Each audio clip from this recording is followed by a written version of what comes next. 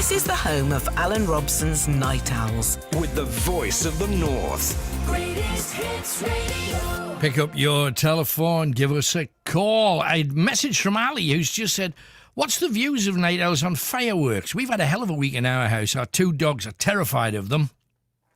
I would love this country to follow the example of Italy and switch to silent firework displays, helping animals, veterans and everybody who finds them terrified of the explosive noises. What is the view? I've attached a video of one of my dogs. They're going off and they've had to endure what they've had to endure this evening. I can hardly get him to go out the door to go to the toilet during the day. He's so scared. It's heartbreaking, and it's going to take me weeks to build his confidence back up again. Big love and hugs. Ali, I sympathise. I'm a bit of a fan of the loud stuff, you know, the... But it's got to be an organised one, and it's got to be done in a place far enough away not to cause any problems. It's the scroats that chuck them around the streets next to where I presume the dogs live, and cats and birds and everything. It's a weird time. Had a bit of street shenanigans. I used to love them when I was a kid, and I've attended and hosted a lot of firework displays where kids love them to bits, but animals in general, what the hell they make of it, I hazard a guess. I would imagine half of them are terrified, the rest people keep them in and they're relatively shielded from it. But what's your view? If you've got a strong view on fireworks, do tell. Bit of a fan, I suppose, but not of the scroat displays, firing them at people's houses and along roads and making a noise just for the sake of it. But the organised display is always quite liked. Anyway, let's move on. April is with us, and she is in Chester Street. Hello, April. Hi, Alan. Hello, darling. What you got for us tonight? Well, a bit of everything, really. Okay, good. Just like the lockdown, I'm just totally sick of it, to be honest with you. It's probably just like everybody else is, not being able to see the family. And, with it being so close to Christmas. It's only been happening for 2 days. Three days, I It's suppose. since March, really, hasn't it? So Yeah. it's like going into the second one again. So, but it's probably good news. But my grandparents, they actually got over the COVID. That's they got great. put in the hospital, but yeah, they managed to get over it. So they were at home. Brilliant, But that's obviously, good it's not being able to see them, is it? So It's not. And people say, but you can do a video call on a phone. they don't know how to do it though, so they can't. No, and even if they did, it's not the same as wrapping your arm. And I know, you see, I'm an avid cuddler. I'm sorry, but I do that as well. Like, I love to cuddle everybody. I'll give everybody a hug. Give me mates a hug. I'll cuddle anybody. But usually a man one, you know, where you kind of lean in. And I'll do a proper hug. But I'm a cuddler, and you miss human touch, and it's a scary damn thing because we'll get out of the habit, and then what? How does that improve society in any way? It's weird. It's like it's trying to mess with you and like make you like on your own away from people. It's just crazy. You see, the question for that is why. Exactly. And once it's you like, get into that, then you go into a very dark place. Yeah, it's like they're going about like the suicide rate, and like obviously, what do they think that this is going to do with them? Keeping kids away from the parents when they're from different households. It's just like when's it going to stop? It's all about control. It's crazy. The knock-on effect of this, when it comes to mental health, is horrific. Mm-hmm, Absolutely horrific, because the people who have problems and need support aren't getting it. Because ringing up a doctor who says, I can give you 5 minutes, but I've got 30-odd people to ring between now and 10 o'clock, that's not going to help you at all. Or they'll just push you aside with like tablets, where it's like that's not solving the problem. Yeah, well, I'll stick another tablet in your medication and you'll be fine. And they're not, because they want time. They want somebody to give a monkeys. And you don't feel like anybody's really giving a monkeys at the present moment. Oh, no, it's like you can't even speak to no one because it's just like everyone wants to keep away from everyone because they don't know whether they're going to catch this virus. But it's a fault. It's honestly just horrendous, it is. It's a fault. And I'm going to tell you my misery, not because it's worse than anybody else's, because it's actually a lot less than most people's. I had a knee problem. I was running, I kind of twisted my knee. Oh, it knacked. Couldn't sleep, couldn't walk on it. Really nasty. Rang the doctor. Can I see you? No. What's the matter? Sore knee. I never mind, rested for a few days. Click. Oh, right, well, I've already done that, but it hasn't helped. I still can't walk very well. Left it 2 weeks of limping and still trying to jog as best I can. I logged. I kind of limped around rather than walked. So I rang them back saying, look, it's been a fortnight. Knee still awful pain. He says, well, can't help you, but come in and have a look. I actually went in, actually saw a doctor. The doctor said, roll your trouser leg up. I thought, I don't want to join the Freemasons. But anyways, I rolled my trouser leg up. He had a look at the knee. He says, I can't do anything with that. And I said, well, why did you ask to have a look at it if you can't do anything with it? Well, I'll tell you what, I'll give you a phone number. Gave me a phone number to ring a hospital outpatient clinic that deals with legs. And saying, so I rang them and they says, we can't even talk to you for at least a month. Oh, my God. Now, if my leg was falling off, it would have gone. It would have fell off by then. So I thought, stuff you. I'm going to have baths, put hot ointment on. I'm going to look after it myself. Get stuffed. I'm not playing because you patently don't care. And if you don't care, I'd rather try and look after myself because I actually do want me knee to get better. But you see, that's just a minor nothing. Mm-hmm. Imagine if you had a mental health problem and you were treated that way. Oh, exactly. It's like, where's the level of care? Do you know what I mean? It's scary, it's crazy. It is like, scary. even if, like, my little boy, he fell down the stairs and he actually snapped his collarbone. Oh, no. Yeah, and he was off, he's at nursery, but he was off nursery for like 8 weeks because obviously it had to heal. Oh, what a shame. And it only, like, me and my partner could go in the hospital with him. The both of us couldn't go in together because of this, and it's awful. And it was like getting late at night, and obviously he's got a younger sister who had to stay in the car, so we're having to keep swapping over throughout the night. It was just horrendous. But you see, my question is, in the great scheme of things, if everybody's got a mask on, what difference does it make? Exactly, but they're trying to say, like, we keep the numbers down because then there's more seats for, like, other patients, but then you're still having the same amount of number in the room, so what is the difference? Yeah. It's just crazy. You see, I can't blame the doctors and the nurses because they're told what they can and what they can't do. I get that. But whoever made the rule at the top of that pole wants shooting. Well, it's the government because that's where the rules come from. They want I'm sorry, but when someone's dying and a family's got the last chance to go and sit round his or her bed and they're not allowed to... I think it's disgraceful. And then when they do die, like, if there's anything to do with, like, COVID, what's being put on the death certificate, they can't go to the funeral. Yeah. So, and that's happening quite a lot, where people have died of something else, but they've got COVID on their death certificate. And it's what are they doing? What the government have said this week is that a lot of people have been dying of cancer because they've got COVID. Now, what happens is people are terminally ill with cancer. Horrible, and I have I've got every sympathy because I hate that C word worse than the other C word. It's horrific, and anybody that's suffered it at any level, if you've made a recovery, bless you, and thank heavens for that. But a lot of people, whether we like it or not, will die of cancer because they are, and they do, and they will. However, if they've been tested for COVID, even if they've got no symptoms, when they die of cancer because they've been tested and found to have symptoms, or, they've got COVID in their system, even if there's no symptoms at all, they're being put down not as a cancer death, as a COVID death. It's awful. So therefore, people can't go and see them at the funeral. They get put away from everybody, and they don't even get to say their final goodbyes. All to bulk up numbers horrible. To make it look worse than it actually is, and it's bad. It's bad enough. We don't want it made to look worse. If anything, the government would benefit from saying to people, hey, we're going to get over this, we're going to be all right, we're going to make it. But instead, it's like, dum, dum, dum. It's the Black Death all over again.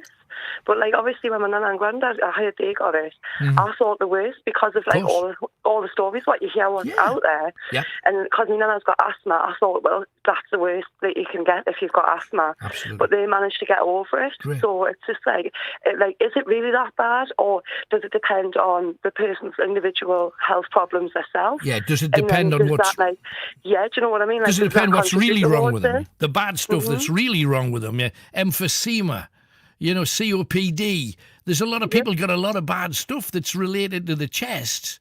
It's one of the most common ailments that people get when they're getting on in years. And people die of all that stuff. And then, that was obviously COVID. I heard a story from a woman, this was on Tuesday, I was told it, by the lady's mother. The woman has a 10-year-old son who started having a bit of a cough. And he had a temperature. Now, how many parents haven't had a child that at some time has had a temperature and a bit of a cough? Oh, mine have had a temperature and a cough, but I haven't thought that they've had COVID. Precisely. Now, this kid had a cough. Everybody at school started chanting, "You're going to die, you're going to die, you've got COVID." He's 10-year-old, freaked out, ran home crying, "Mom, am I going to die?" And why? Not because the truth being, if you're a youngster and you've got it, the symptoms will be mild and 99.9% of people will get over it, and they're odds you wouldn't mind taking. But instead of the truth, no, on the television it's talking about all these deaths and I might have it and I'm 10.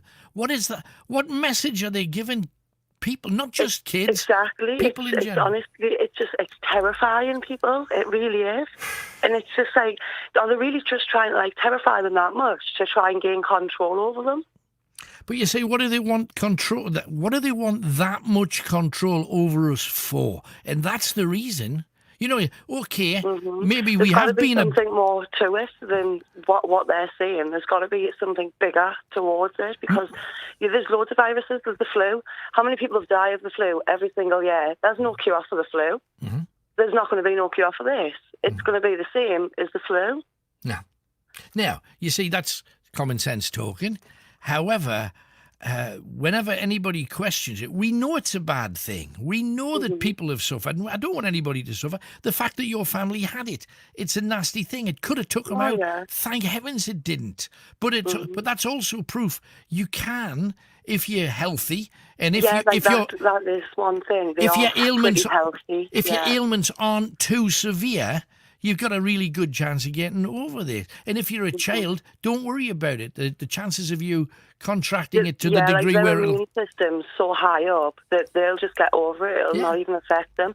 And then, little children and stuff don't smoke, so their lungs and stuff won't be affected like that. It's more like the older people and people what's got the underlying health conditions. Them obviously the ones what are at high risk because that's when it does affect your breathing. When I spoke to my grandma on the phone, you could hear she was really struggling with the breath. Sure. This was when I found out a couple of weeks ago, and now she sounds totally different, totally healthy again, good. which is just amazing. But she did say when she was on the ward, some of them they did look really poorly, very poorly. So I wouldn't wish it on anyone. It is awful. The question is now, and Christmas is coming, you've mentioned it yourself, it's important. This is the time of the year where we used to Bing Crosby bursting out about every 15 minutes on the radio going, "It's beginning to look a lot like Christmas." Now, I don't feel remotely Christmassy. And I don't. I mean, I've got the Christmas decorations up for the kids because obviously what we've been through and stuff. Yeah. But it just doesn't feel like Christmas. Phoenix Windows tonight, even, it was this is just not the same. It's just it's like the spirit's gone. It's crazy. And also, the whole point of Christmas, and I'm going to tell you what I think's going to happen. I think the government at the beginning of December will say you can travel anywhere, you can go and see your friends, you can enjoy your Christmas. You can have they'll probably say something like, you can have up to 10 people in your house. Now, they don't want that, but they're going to say it to try and save their own backsides. Because I think people will do it regardless, whether they say it or not. If they closed down Christmas, there would be a revolt. Exactly. People would literally have riots about it. I think so too. After the year what everyone's been through, especially with my grandparents, I want to see them. Do you know what I mean? Yeah, for sure. So, well, you see, what I think will happen is as soon as we get past the new year, I think we're going to go back into lockdown next year again. I don't think it's going to be over. So do I. Even though scientists say the second wave's on its way out. The second wave is not getting stronger, it's getting more refined. More people are getting it because more people are being tested, but people aren't dying of it. People are dying less this year than they did last year at this time. Now, they don't want you to know that, But that's the case. Now, Yeah. I just, the whole thing makes me just wonder, what's it all about, Alfie? You know, that's to name a greatest hit. That's it. What is it really all about? Will we ever find out? But we have to go along. We have to try and protect ourselves and our families and all of that. Even though people say the mask doesn't work and you're hearing messages from both sides, it's been a mad time. But I mean, what are you going to do? Are you paying absolute attention to what you're being told? Are you standing up, saluting, and walking the right way around Asda? I'll just keep myself away from people as much as I can. I'll try and go. If I've got to go get shopping, I'll go later at night when I know it's quiet, so I know there's not many people around. Because we have to care for my partner's grandma. She's 88-year-old and she has a lot of underlying health conditions. Right. So we have got that on our shoulders. If we caught that and give that to her, would she survive or would she not? Do you know? So it's difficult. It's not about yourself. It's about thinking about others. You apparently mentioned to Chris on the switchboard that you felt that the lockdown was against our own human rights. It's definitely against human rights because your human rights are it's being free to go from where you want to go to. But when you get put in a lockdown, it's you can't go out, you can't do this, you can't do that. But that's against human rights. Okay, well, we'll leave it there. April, lovely talking to you. Love to your family as well. Keep them well. And thanks for talking to us. Good luck. Have a good Christmas. No problem. You too, Alan. Take care, love. Bye-bye. Now, there's April. Chesterler Street makes an awful lot of sense. And there's an awful lot of people that have followed the whole COVID thing, and they absolutely and totally believe what the government are telling them. You're entitled to do it. Believe what you will. I'm just too nebby. I want to know it all. I don't want to read it in a book called Conspiracy Theories in 2040, because I'll probably be dead. And they'll probably put that down as COVID too. We got Lindsay, who is in Hartlepool. Hello, Lindsay. Hello. Hello, darling. Hiya. How are you? You good? I'm good, yes. Excellent. Thank you. Tell me your tale. What do you want to talk about? I did a 7-foot poppy. Sorry, 8-foot poppy. It's just grown a foot in a second there, right? I know it does. Sorry, 8-foot wreath. Wow. I was asked by a gentleman called David Hunter Right. and Stephen Picton. They run a shop, a charity shop, Pooley Times Emporium. All right, huh? And they wanted to do a tribute for the fallen, and I was given the job, so it was a task. How do you start making an 8-foot poppy? Well, I had to make the frame by hand because obviously you can't buy an 8-foot frame. So what are you making it with? Chicken wire. All right. So why not? I had to measure it up and then roll it and in between getting cuts and off the wire, and then I had to What's the poppy made of then? There was no actual poppies on the wreath. I have sent pictures to yourselves. All right, I'll have a look. It's what you call a chaplet, and it's a very old-fashioned way of doing a remembrance wreath. Right. I had to moss everything up, and then I had to pin laurel leaves one by one on the wreath, and obviously secure Oasis, and then do the flowers on it.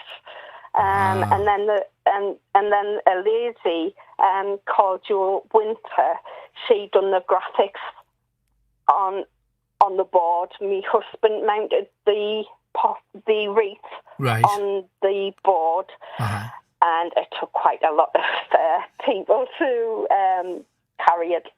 I just don't even know how you would move it from one place to another, because it's not like you can put it in the car. Oh no, there was a very big van came too, and quite a lot of men with the high vis tops on. Wow. And it was well secured. It was had to be screwed into this board. Right. And So where is it now? Where is the giant puppy? It's on Church Street in Hartlepool, in the window of Pooley Times Emporium. Fabulous. And on a night, there's a young gentleman to put lights in the building, so it's shining on the wreath. Right. And it lights up and it looks amazing on the night as Fantastic. well. Hey, no, congratulations, though, because loads of people will see that. Loads of people will mention it, and nobody will ever know where it came from. So it's all your own work. So well done, you. Oh, thank you. Fantastic. So what's next then? Because it's coming up to Christmas. Are you doing a giant Christmas star? Or what's next? Oh, maybe. I don't know. They'll just surprise us, the two gentlemen that Right, I know. Hey, well done, though. building. It's a Thank great you. thing. Everybody that sees it will now know. That's Lindsay did that. Do you remember? I did. Fabulous. Hey, thanks for coming on, Lindsay. Nice thank talking to you. you. Take Thank care. you. Bye-bye. Bye-bye. There you go. We know somebody that made an 8-foot poppy. I love poppies. And you've got a question, though, you see. All of the money raised by the poppy. Jim Davison did a blog, and he was talking, and obviously he's loyal to the forces. He's gone out to support them all over the world. And he's not a fan of the British Legion. He doesn't wear a poppy because he says British Legion made something like £163 million, and just questions, well, where does it go? Because they've got offices all over the place worth millions and millions of pounds instead of having a tiny office and looking after the people. That's what he believes. What do you believe about these giant charities? Anyway, we got Catherine in Anfield playing, but just before we do that, going to have a very swift piece of music, so hang on in there. Catherine will be with you very, very soon after we hear from Eagle Eye Cherry. Blimey, what a song he made. And this is me having a chat with him about things like outtakes. What is your idea of a dream night in on Valentine's Day? Go on and close the curtains. All we need is candlelight. Okay. You and me in a bottle of wine? I have to do it again. It's the first time I've done it without singing the melody. Right. Okay, here we go. Okay, right. I'll edit it in, so just as if. Go on and close the curtains. All we need is candlelight. How does it go? Go on and close the curtains. All we need is candlelight. You and me and a bottle of wine. I'm gonna hold you tonight. Okay. That's it, right? Okay. Go on and close the curtains. All we need is candlelight. You and me and a bottle of wine. I'm gonna hold you tonight. No, you're not. No, you're gonna hold a woman because it's Eagle Eye Cherry.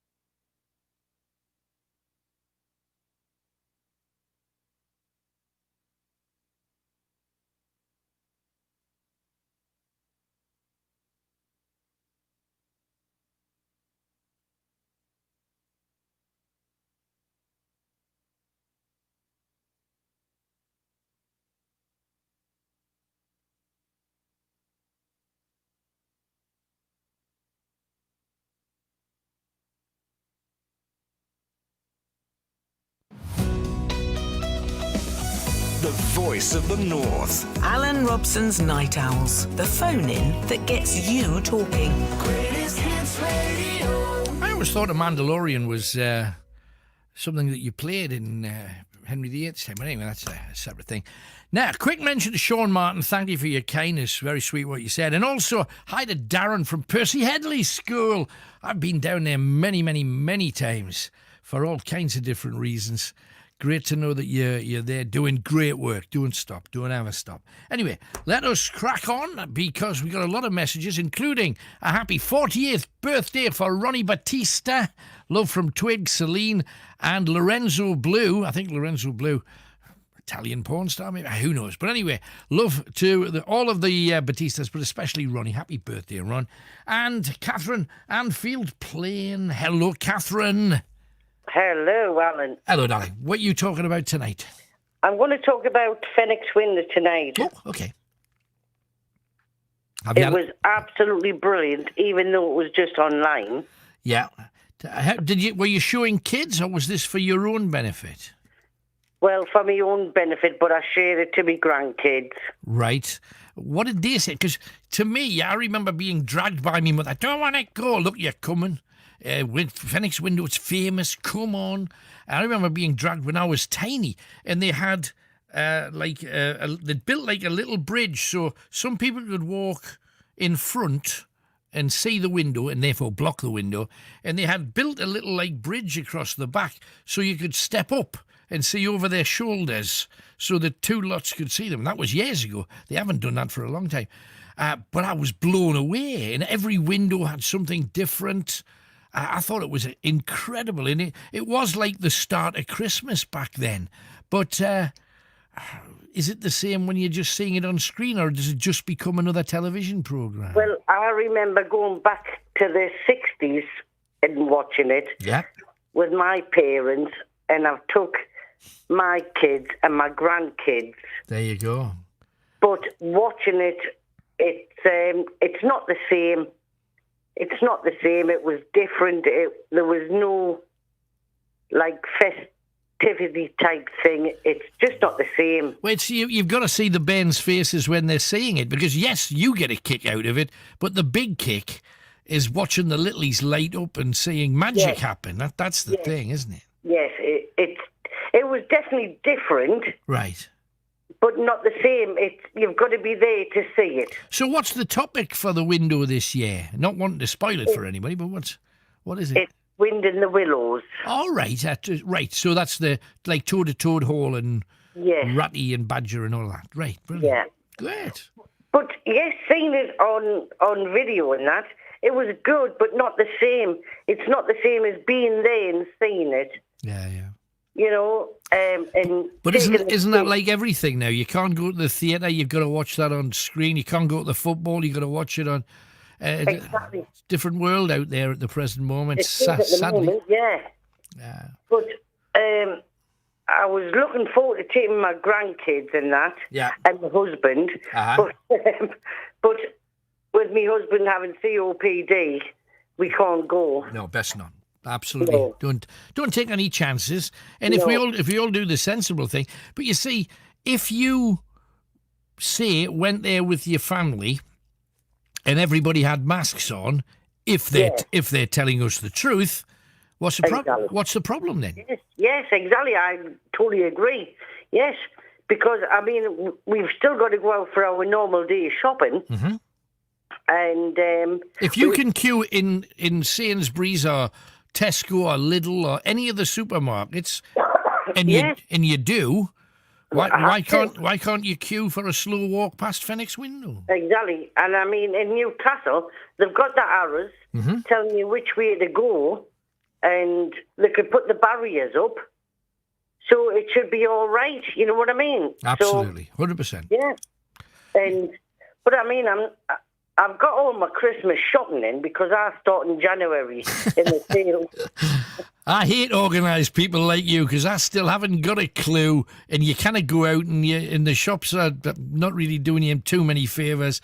Oh, I know it's going to be like 4 days before Christmas, and I'm still going to be stumped by Christmas Eve. Well, yesterday we came in and for nearly 4 hours I was wrapping Christmas presents.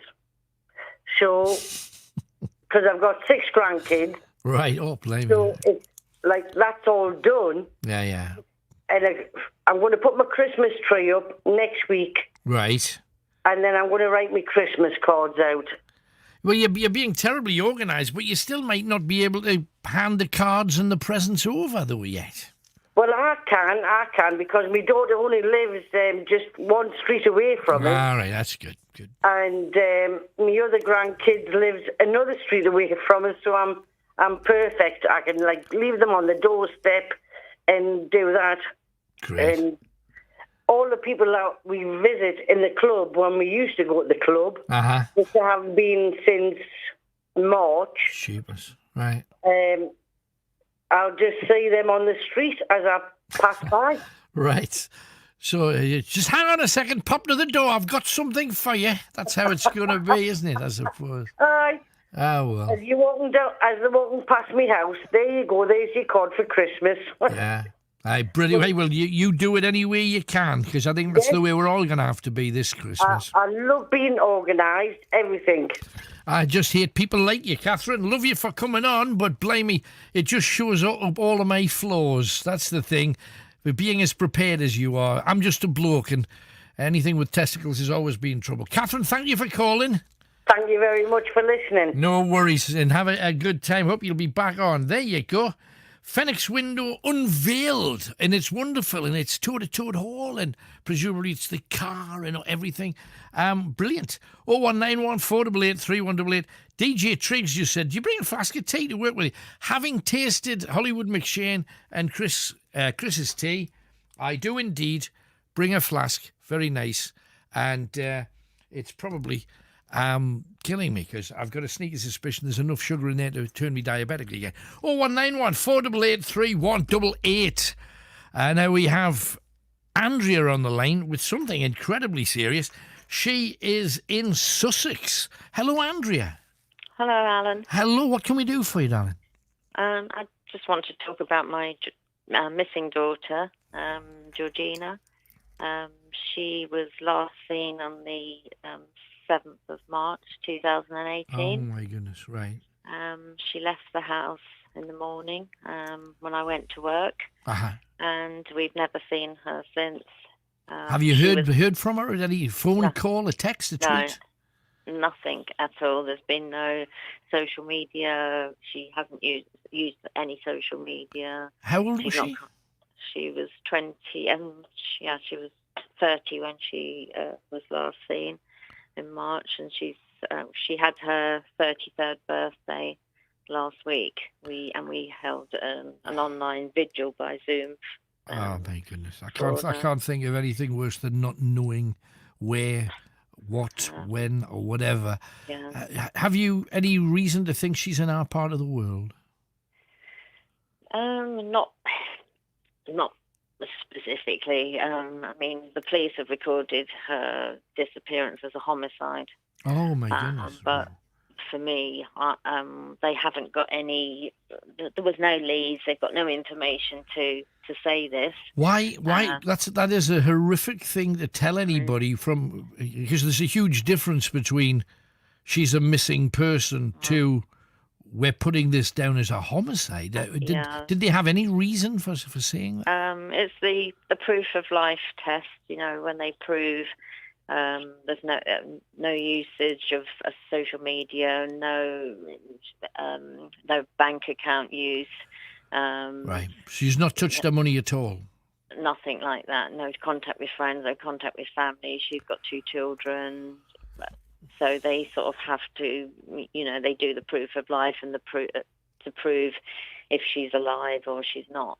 How do you cope with this? Because this is your bane, and suddenly one day she's there, then presumably you're ringing her and you're not getting any response. Did they ever find a mobile phone, or did they find anything to do with it?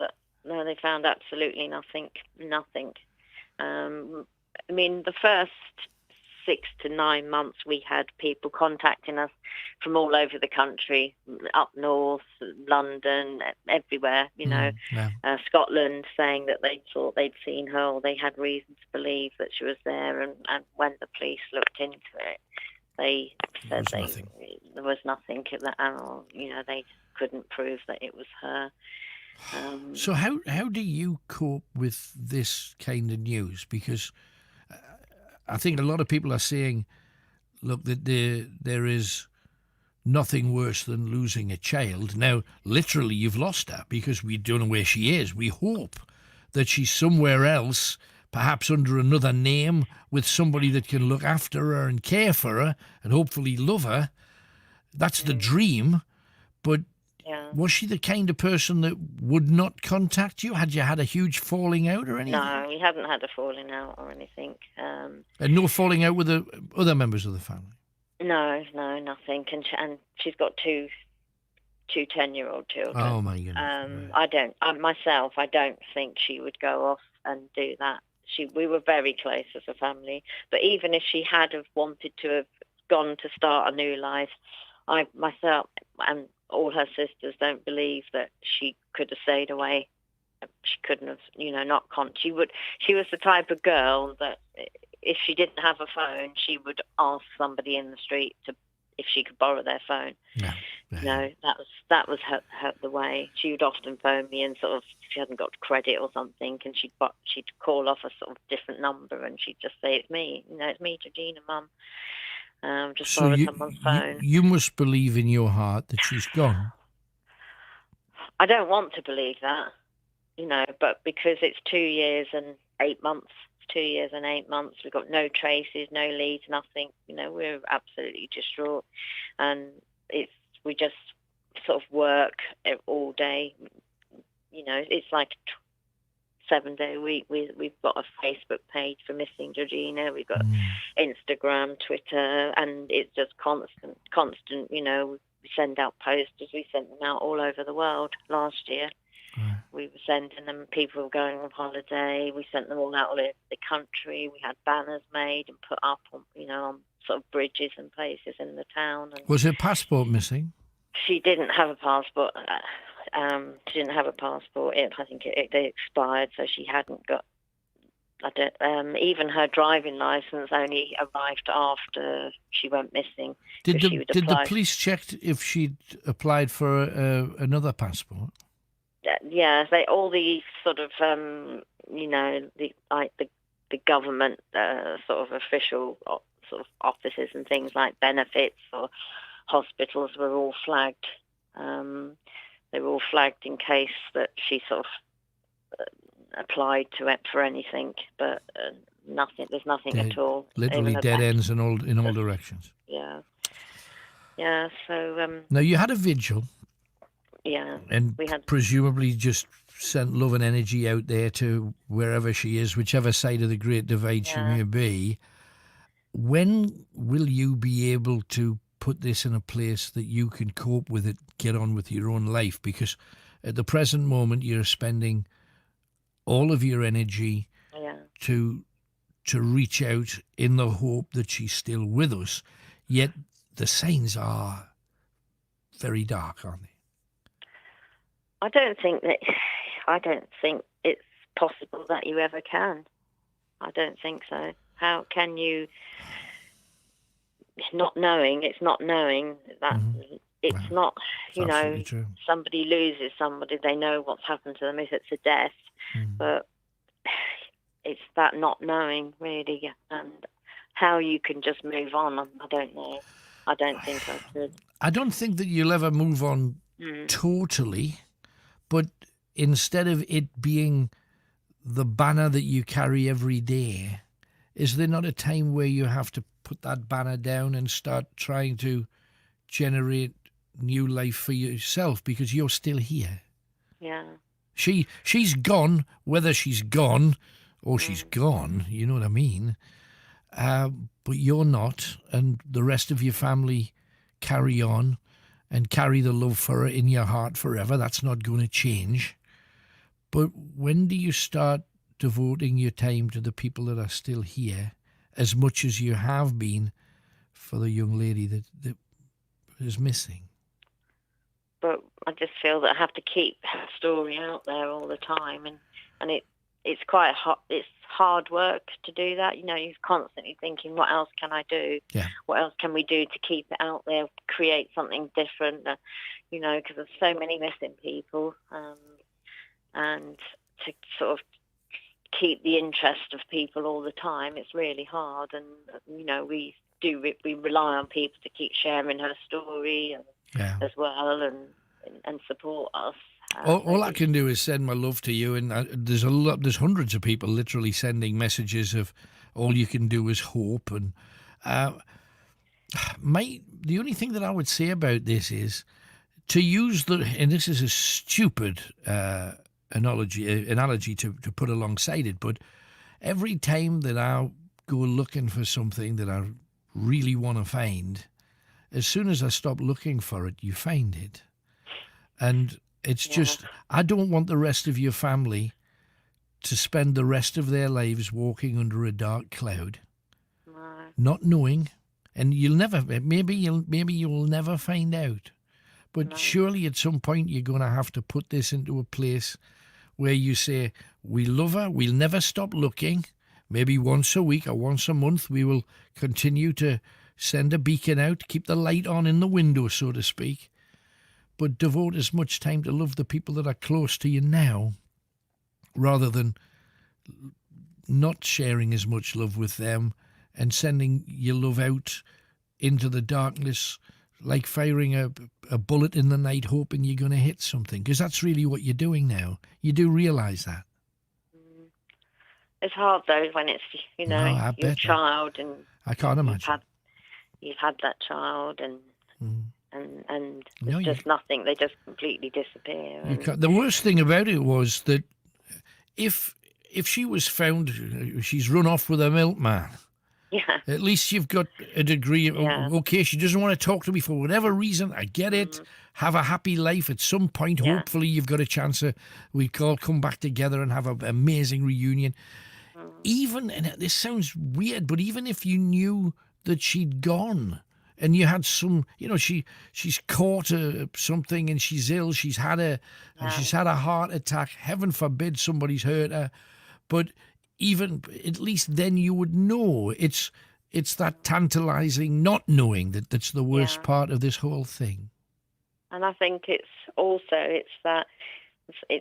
like the black side of it as well, where you think, is she lying somewhere and she's not been found? Oh, blimey! Oh, all that. That's a head trip all of its own. Yeah. Isn't it? Oh, dear me. Well, I wish you love. If anybody. What's her surname? What's Georgina's surname? Georgina Garcella. Garcella. Yeah. So this is a name, Georgina Garcella. Yeah. If you know someone who's got a Georgina living with them for the last couple of years that just popped out of nowhere, it seems, get in touch. Georgina Garcella. She may well, of course, be using a different name. Yeah. But if anybody knows, she probably wouldn't change the Christian name. Georgina. Was she known as Georgina or Georgie? Did she have a nickname? Georgina. Georgina was always Mostly Georgina. Yeah. Right, okay. Well, if anybody knows or has heard of anything, what does she look like? You might as well give us a description. She's about 5'5", very slim, dark hair. She wears it up. She used to wear it up in a sort of a bun, the bun type thing. Sure. Very dark brown eyes. She did have a lip piercing with a little diamante. And she last when I last saw her, she was wearing a grey jacket with a fur collar, right. Big fluffy fur collar. Right. Very attractive girl. She's mixed race. Her father's Arabic, so she's got the amazing olive skin. Yeah, she's got the Mediterranean look. Wow. But well, hey, I just hope there is a genuine and kindly reason for her not to be where she is. I know it sounds like the police. It sounds Like if she was going to be about, she'd have used money. She'd have contacted her children. Yeah. She would have done so. You should have found some way to reach out to you. I hope that miraculously, maybe she's bumped her head and doesn't know where she is, and I'm sure the police have looked into all of these kind of things. But yeah, they've looked into lots of hypotheses in the very, very beginning, and then they narrowed it down over the months. And sure, we sort of get left with the homicide now. But always there is, they always say, but we do hope that she could just turn up.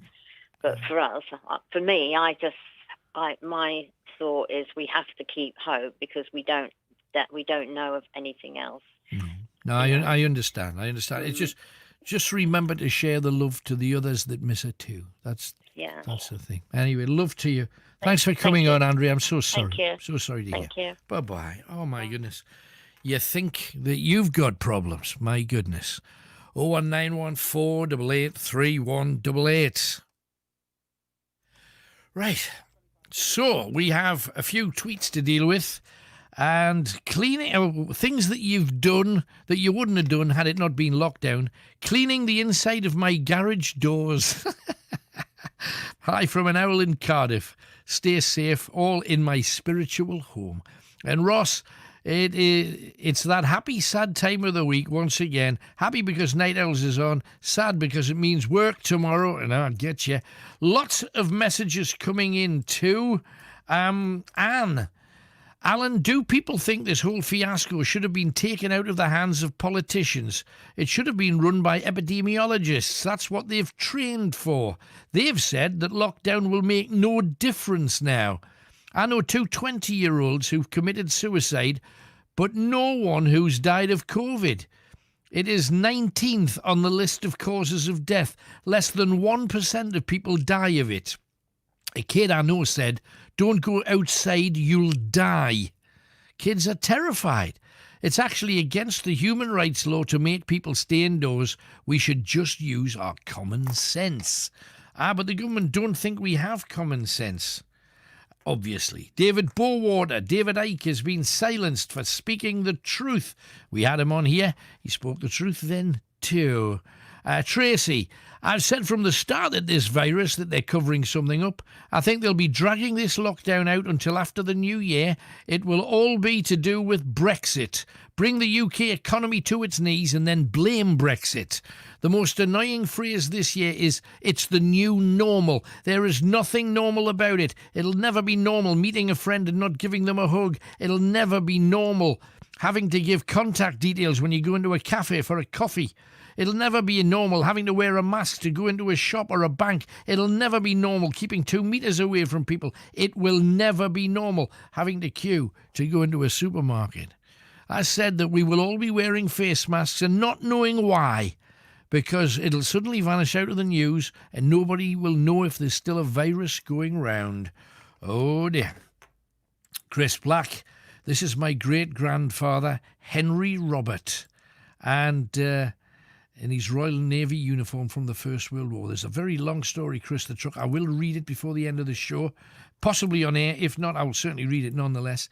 Bill Gates is the psychopath behind the vaccine, says David Bowater. But what does he really want? And is he connected to the elite, the Illuminati? David Bowater. People are more of a problem than any fake virus. Fear controls people, and sheep follow sheep. Wayne Atwell, hope you and the team are well. I've had a very emotional Remembrance Day. I'm a veteran and a proud veteran, but today was a tough day. I'm sitting here in floods of tears thinking that I've failed my brothers by not being part of the Remembrance Parade that I've been part of for years. Wayne, be strong, man. It's certainly not your fault.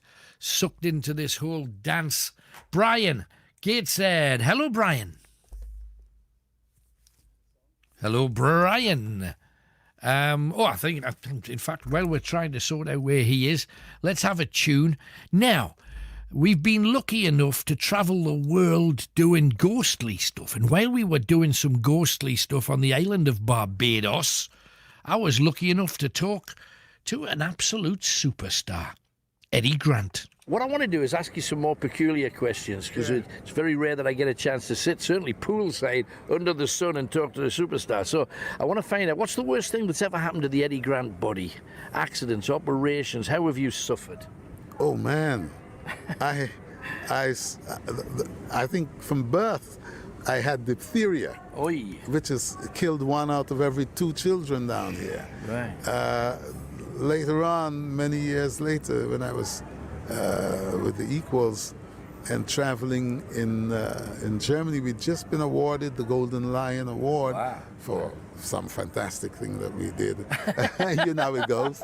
And we were driving back through a place called Münster, and there was all of a sudden you had a day like this, beautiful day, and suddenly the rain started to fall in the most unbelievable way, and our car aquaplaned, and that damaged me quite a lot, a hell of a lot. That happened on my wife's birthday. Broken bones? Many. You can see it all over my face, on my neck. You know, I've got the scars of a battle.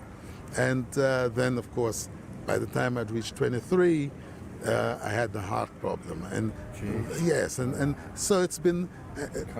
I don't complain. No. When I'm getting hits, do I complain? No. No, exactly. And anyway, they rebuilt you into a handsome black man. What can we say? What it is that I've got great doctors. That's tremendous.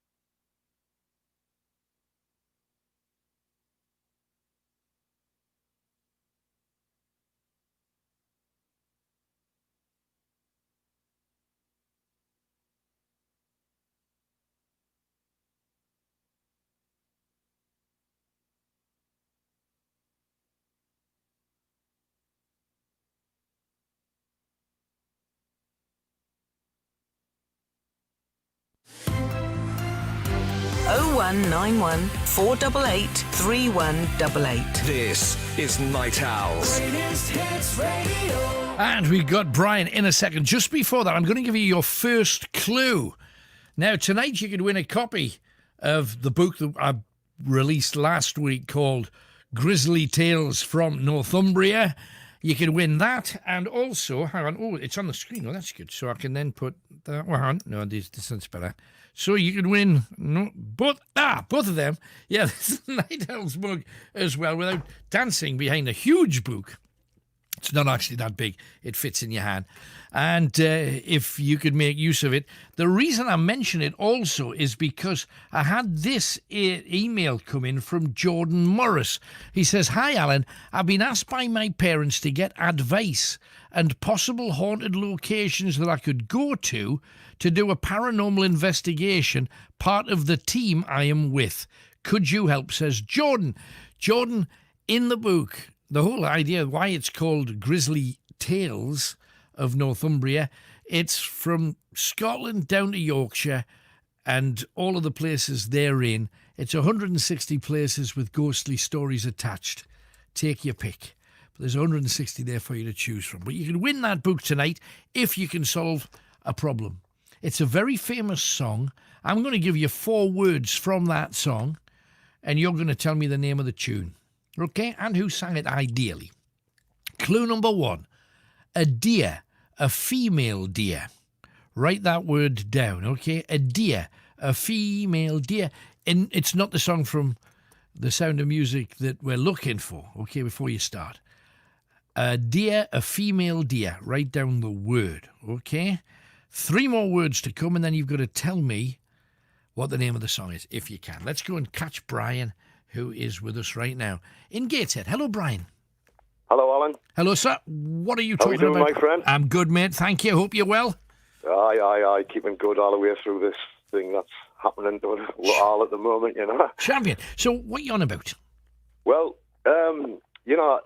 when you're watching the news and you're seeing a lot about, the clapping for carers and everything that we've had through the whole months, of the past, which is all respectful, I think. But, you hear about the credit going to, a lot of doctors and nurses and, your carers, issued in your homes and all that sort of stuff. But, there never seems to be very much, attention brought to, the carers at home. Good point. Good point. They never mention. Aye. It's a thing, where I think, in my opinion, a lot of these people are true unsung heroes, Well, I mean, a lot of them have sacrificed their own life just to look after members of their family and look after their needs 24/7.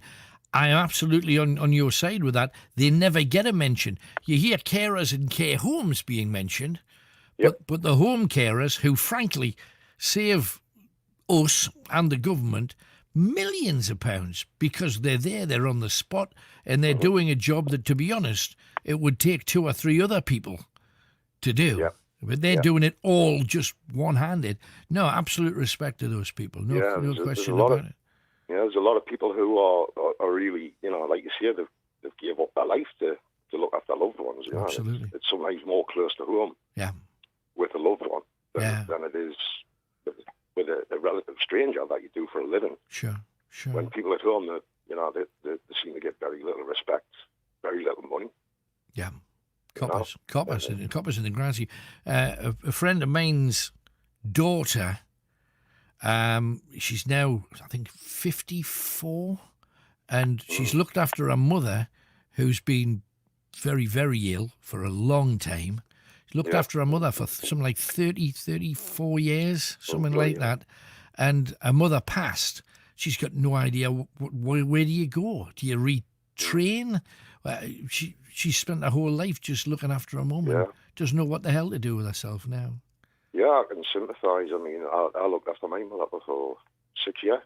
Wow, my goodness. Couldn't do it. You put your life on hold, Couldn't do it, man. Really could. I looked after my mum for a few months, cleaning up and doing stuff to your mum that she did to you when you were a baby, but you never think you're going to have to do that for your own people, Yeah, true.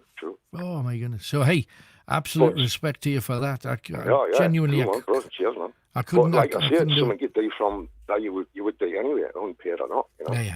Yeah. But there's like a couple of people I know that are in, you know, that sort of situation where they're, you know, looking after loved ones, trying to get on with their lives, that sort of thing. Yeah. There's a friend of mine who's like, you know, when you're trying to keep up your spirits at home through this weird time, you know. And my mate's carer for his brother, and he writes like songs from home, demo guitarist, singer. Yeah. And he's just wrote a song called "Difficult Times." Right. These difficult times. It's on YouTube. Right. Named Sean Etherington.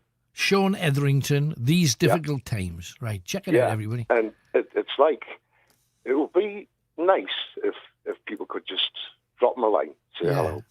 Yeah, and say well done and congratulations for doing so. Yeah. You know, respect to everybody there who's caring for people. No, absolutely. Hey, well, let's hope that he gets a few hits on that. But you've raised a topic that I think a lot of people will be identifying with. And thanks for coming on, Brian. Good to hear from you. That's cool, Alan. You take care. You too, man. Bye-bye. Jimmy is in Darlow. Hello, Jimmy. Hello, I'm going to say Brian again. Alan. Hello. I'll answer to anything this time of night. Anyway, what you got for me then? Well, when you first come on, you're a bit risque about chocolate. Well, a little bit. Sucking it. Yeah, because that's what we're told to do. We can't chew it anymore. We've got to suck it, apparently. You said you had a few girlfriends like that. Well, just that you have to have a quiet conversation with about how they ate their chocolate. That was all I was meaning. Right. Well, last year I went to Amsterdam, on the ferry from Newcastle. All right, yeah. And I ended up in the red light district because I'd had a few gin and tonic. Right. Uh-huh. Anyway, I got home and I come out in a red rash down below. Oh, dear. Anyway, I went to the doctor's, he scratched his head, he looked at it, he said, I don't know what it is. Anyway, he took a few swabs, right, sent them up to the hospital. Uh-huh. Do you know what the result was? No idea. Lipstick. Oh, be away with you. There you go, he's got to go.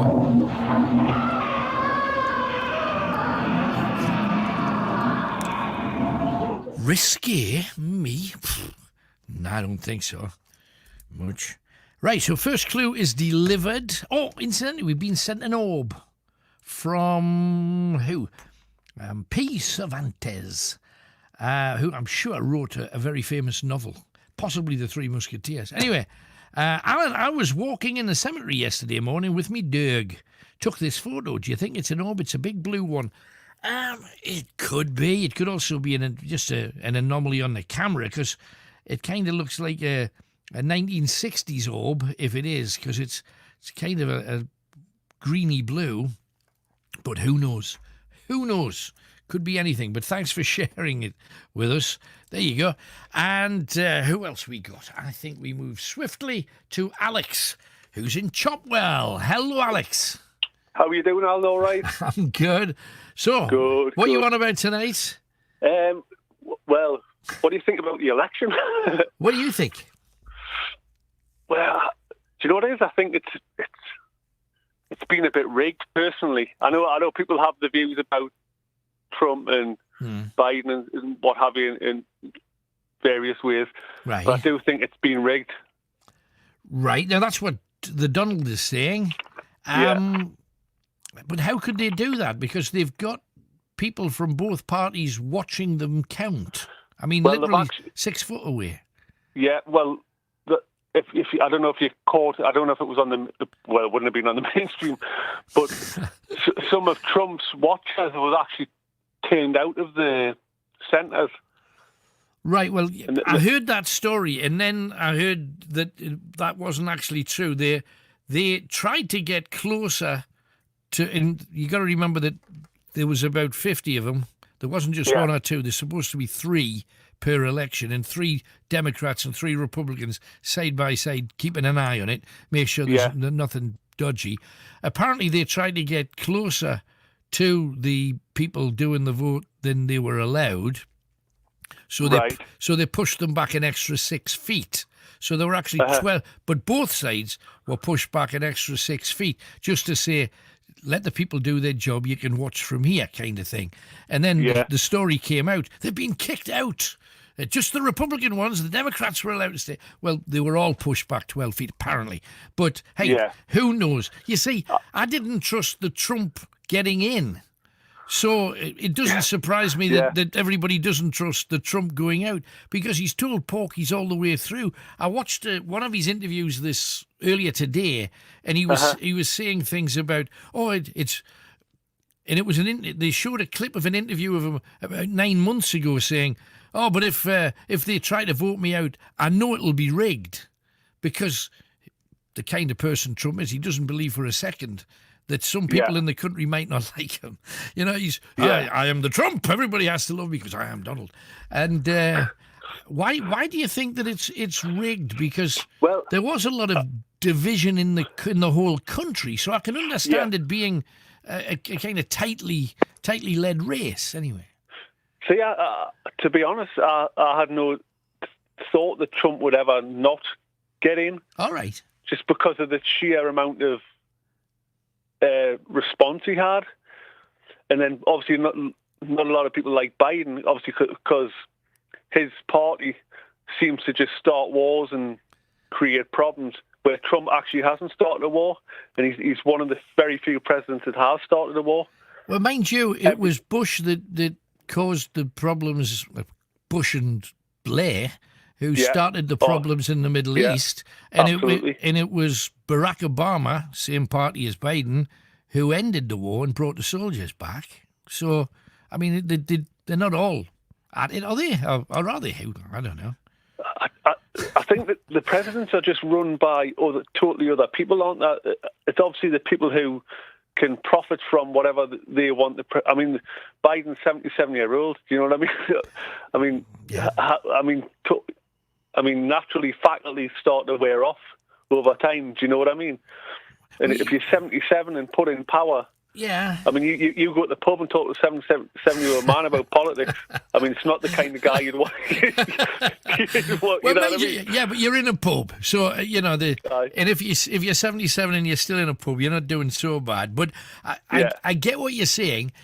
All I'll say to you, and this is for anybody who has doubt about Joe Biden, and I'm not bigging him up because I don't know whether it'll be any better for America than Trump was. Don't know whether it'll be better for Britain, for that matter. No idea. I don't think so. Time will tell. But have a look at there's a clip on YouTube of, and I think it's named something like Barack Obama surprises Joe Biden with the Congressional Medal of Honor, and it was Barack Obama on the last couple of days of his presidency, essentially giving Joe Biden a medal for all of the work that he's done.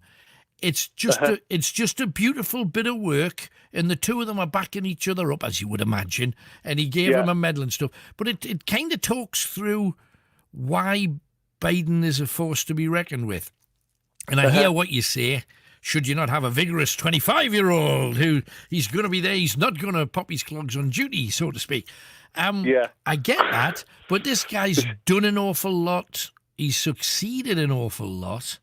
And but he's received a lot of money as well, hasn't he, from China and Russia, which a lot of people are questioning. No, but you're talking about his son, aren't you, Hunter Biden? No, I'm on about actual him as well. He's actually received a lot of money from China and Russia. They've got to question why that is. Obviously, hasn't there's Trump? A lot of people that... Sorry? Hasn't Trump? Well, I don't know. He says not. Yeah. Doesn't he? Well, I mean, we can prove that one of his buildings was responsible for paying out the biggest ever fine for money laundering to the Russian mafia. That's actual fact, and that's going back to the 80s. Then we also had the Russians in Trump Tower talking to the Trump and members of his family, and everything hushed up and quietened. And then, of course, we had that whole "is he in the pocket of the Russians" kind of thing. So there's no clean hands in this whole debate, though, is there? But I think because Trump's a businessman, isn't he? He makes money. That's what he does. Obviously, America's had the lowest unemployment rate as well under him.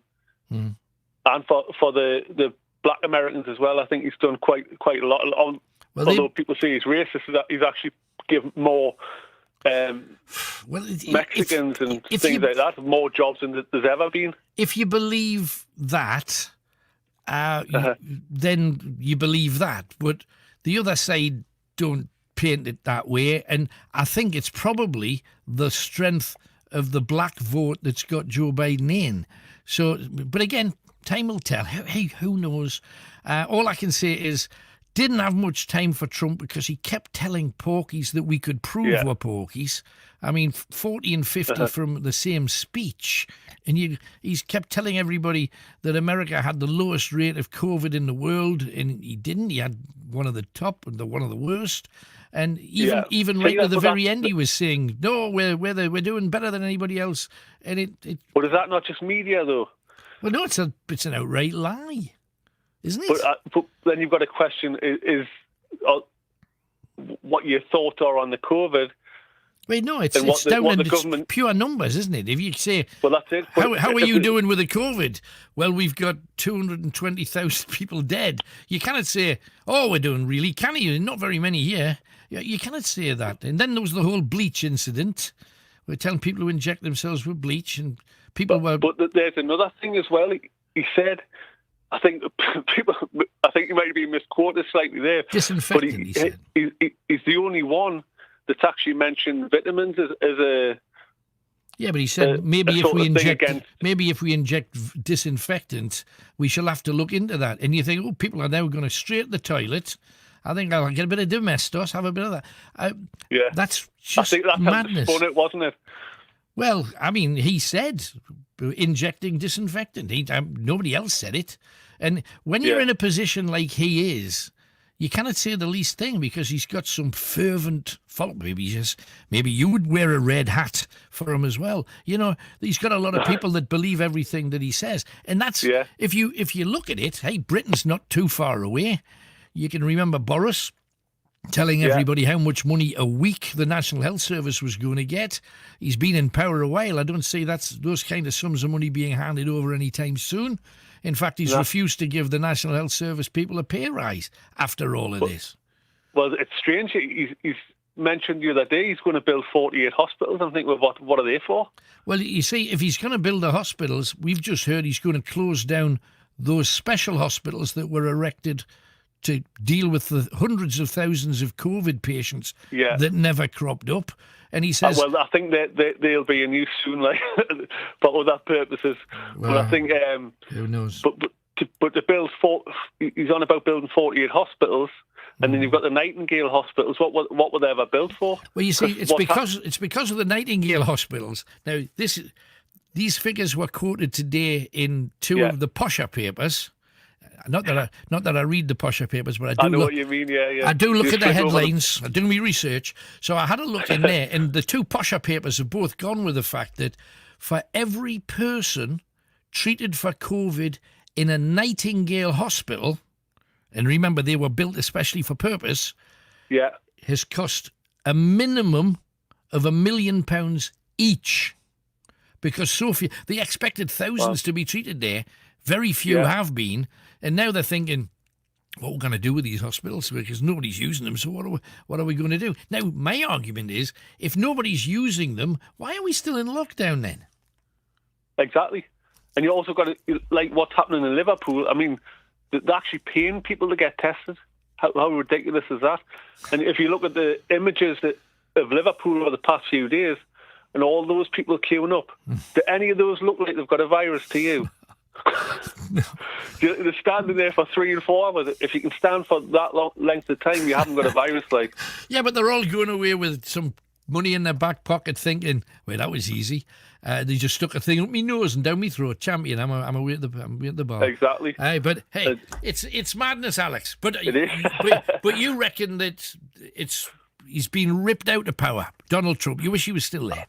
it just sounds a bit fishy towards the end, doesn't it? I mean, it just seemed to stay very stagnant for hours and hours and hours. There was a bit of humming and hawing. Yeah. But I mean, mind you, in fairness, they do that every time. I mean, we had the 1 year where they discounted all the votes in Florida because some didn't turn up, and that meant the difference between George W. Bush getting in and the other guy. So, I mean, there's always been a bit of twisty towards the end that everybody kind of goes, really? Yeah. So, but there's also dead people voting. You think, well, how are they getting added in? Do you know what I mean? Unless you physically can do it, you can understand where were the dead people? This is another Trumpism, though, isn't it? Dead people. They've been putting dead people's votes in. Have they? Really? I've seen a couple of them. You've seen a couple of dead people voting. I've seen a few of the posters being put on. I'm thinking that can't be right. Like, not just posters, actually the pictures. I'm thinking that some of the ages of them are like 120 and stuff like that. I'm thinking, well, how are they getting through this? It's probably Joe Biden's parents there, just putting a good word in for. Hey, who knows, Alex? I'm moving on, but thank you for calling. Thank you very much, Alan. Good to hear from you. Bye-bye. It's madness, I tell you. It's madness in all directions. However, I'm going to make it a bit easier for you because we're going to have another superstar. This time, it's The Cause. Now, Andrea Corr appeared in a movie and she was thrilled about it. Do you remember? She starred in a little movie with Madonna called Evita. You have an incredibly clean-cut image, and on top of that, clean-cut, and then all of a sudden I was watching Evita, and can you believe it?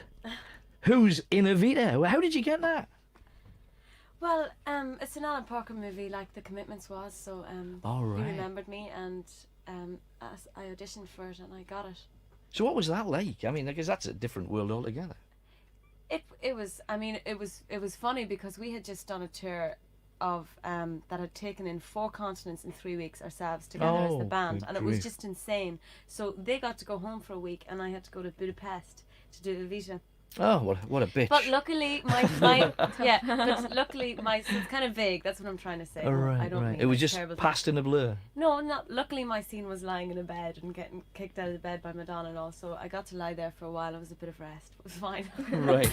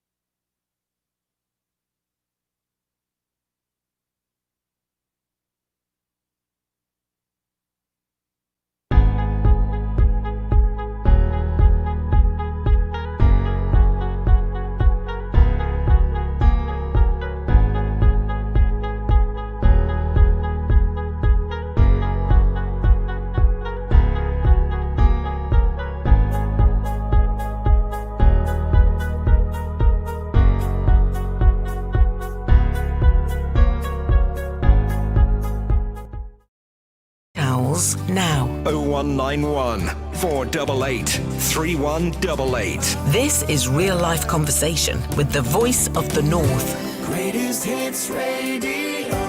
You are with the big one. Now, time for a second clue that could win you a copy of Grizzly Tales from Northumbria. All you got to do is you win that. You also get one of these. Ding. A Night Owl's mug, if you so desire.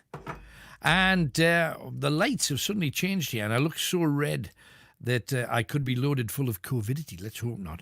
The light will go back on again soon. But you can get a copy of the book, brand new, just out a week ago, and get a free mug as well. And all you got to do is identify a greatest hit. This is a greatest hit. It's a one that you've sung to and made irresistible shapes. Let's just put it this way, because you have. And this New Year's Eve, wherever you happen to be, if you've got any sense, you'll be doing it again. So, but what's the name of the song? The first clue is a deer, a female deer. Okay? The second clue is the opposite of girls. The opposite of girls. Okay? So you've got two clues. You know them both. Two more clues. And then let's see how you fare. Okay? Can you identify a greatest hit from 4 words? And they're 4 fairly random words tonight. Not sure whether you'll do it, but making shapes is a big part of it. Right, 2 more clues to come, but lots of people to talk to. And the first one is in Kenton. It's Brad. Hiya, Brad. Hello, Alan. Hello, mate. What you got for us all? Hello, I was just wondering if you'd be able to help with me. Yeah, what about? Well, it was like, you know, just before we went back into lockdown. Uh-huh. Well, I ended up partying and did you know that bar powerhouse in the town? Yeah, of course. Anyway, I was having a mint night, ended up buying bottles of vodka, getting hammered. Absolutely political. Aye, hammered. But anyway, I met these 2 people, I don't know how you say it, like the small people, like right. These dwarfs. Uh-huh. Small people, I think, they'd probably prefer small people, right? Right, they were called, what was his name? It was Grace and Michael. Right. Anyway, I've invited them back to mine. Anyway, I know I shouldn't have lockdown, but we've ended up on a drink till about 6 o'clock in the morning. Wow. But before that, we were listening to Night Owls. And I can remember them saying they always listen to Night Owls. Oh, that's when they're obviously very, very wise people. Anyway, when they've left my house, they've been that drunk. No, they've picked up my dog's coat, like winter coat instead of their own coat.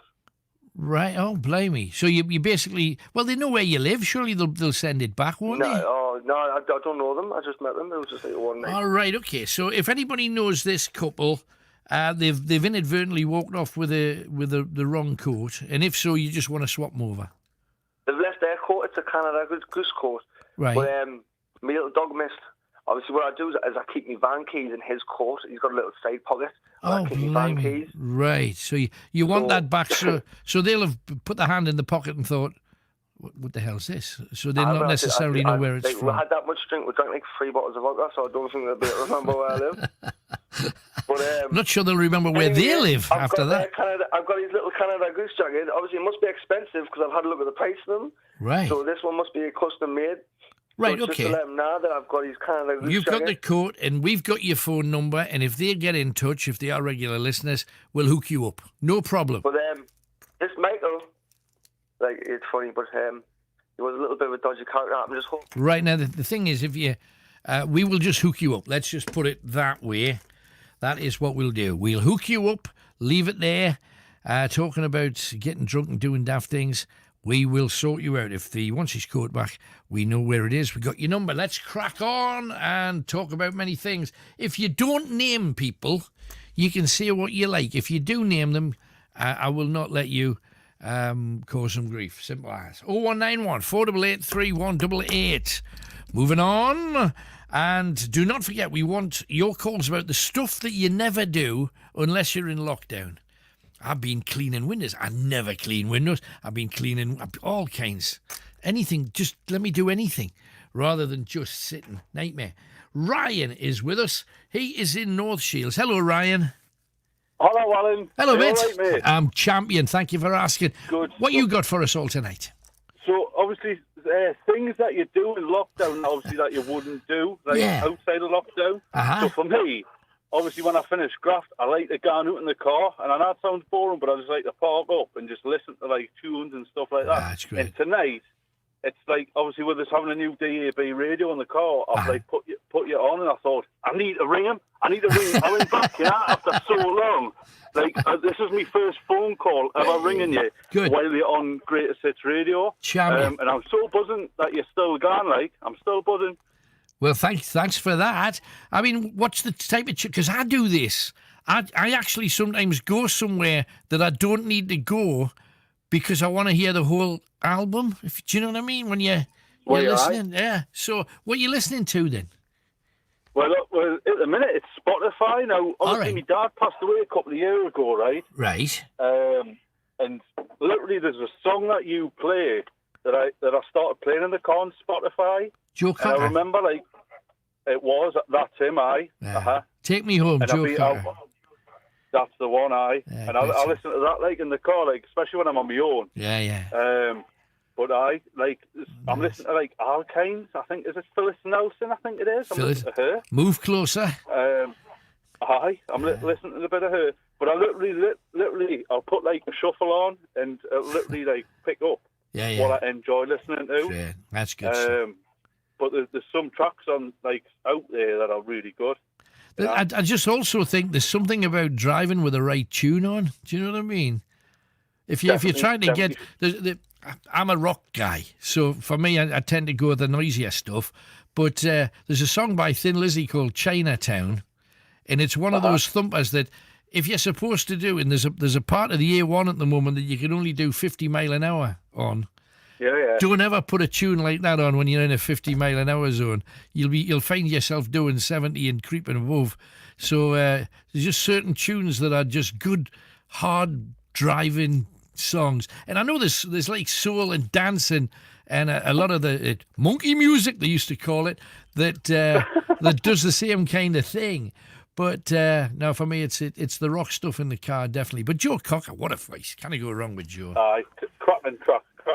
So the main reason why I rang up, and I was just speaking to Chris before, like, I spoke to you. Yeah. And I've got a promotion at work. And I don't want to mention the work that I'm in, because obviously there's like, there's people I work with, and they'll be like, I've heard your night owls out, and I don't want that kind of, atmosphere when I go back to graft. Sure. But I'm a support worker. Right. And I work with customers with mental health. Oh, blame me. Right. And one of the things that's obviously massive, is this lockdown. Yeah. And this COVID-19 altogether. Mm. And I just feel like the mental health isn't pushed enough. You hear about this. You get the impression that nobody gives a monkeys because all of the services that used to be there don't seem to be there any. The emergency stuff's all gone pretty much. It's down to you guys just having to put your thumb in the dike and hope for the best. Aye. I mean, like I say, this COVID-19, when it's all done and dusted in years to come, I think there's going to be a lot of people that are mentally scarred by it all.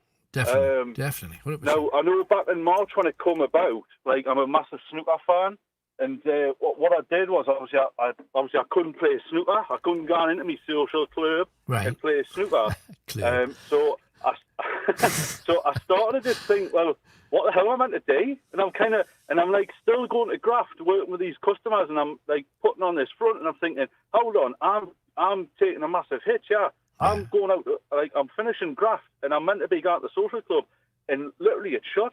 Yeah. So I'm like, you got no release. You got nowhere to just let your hair down anymore.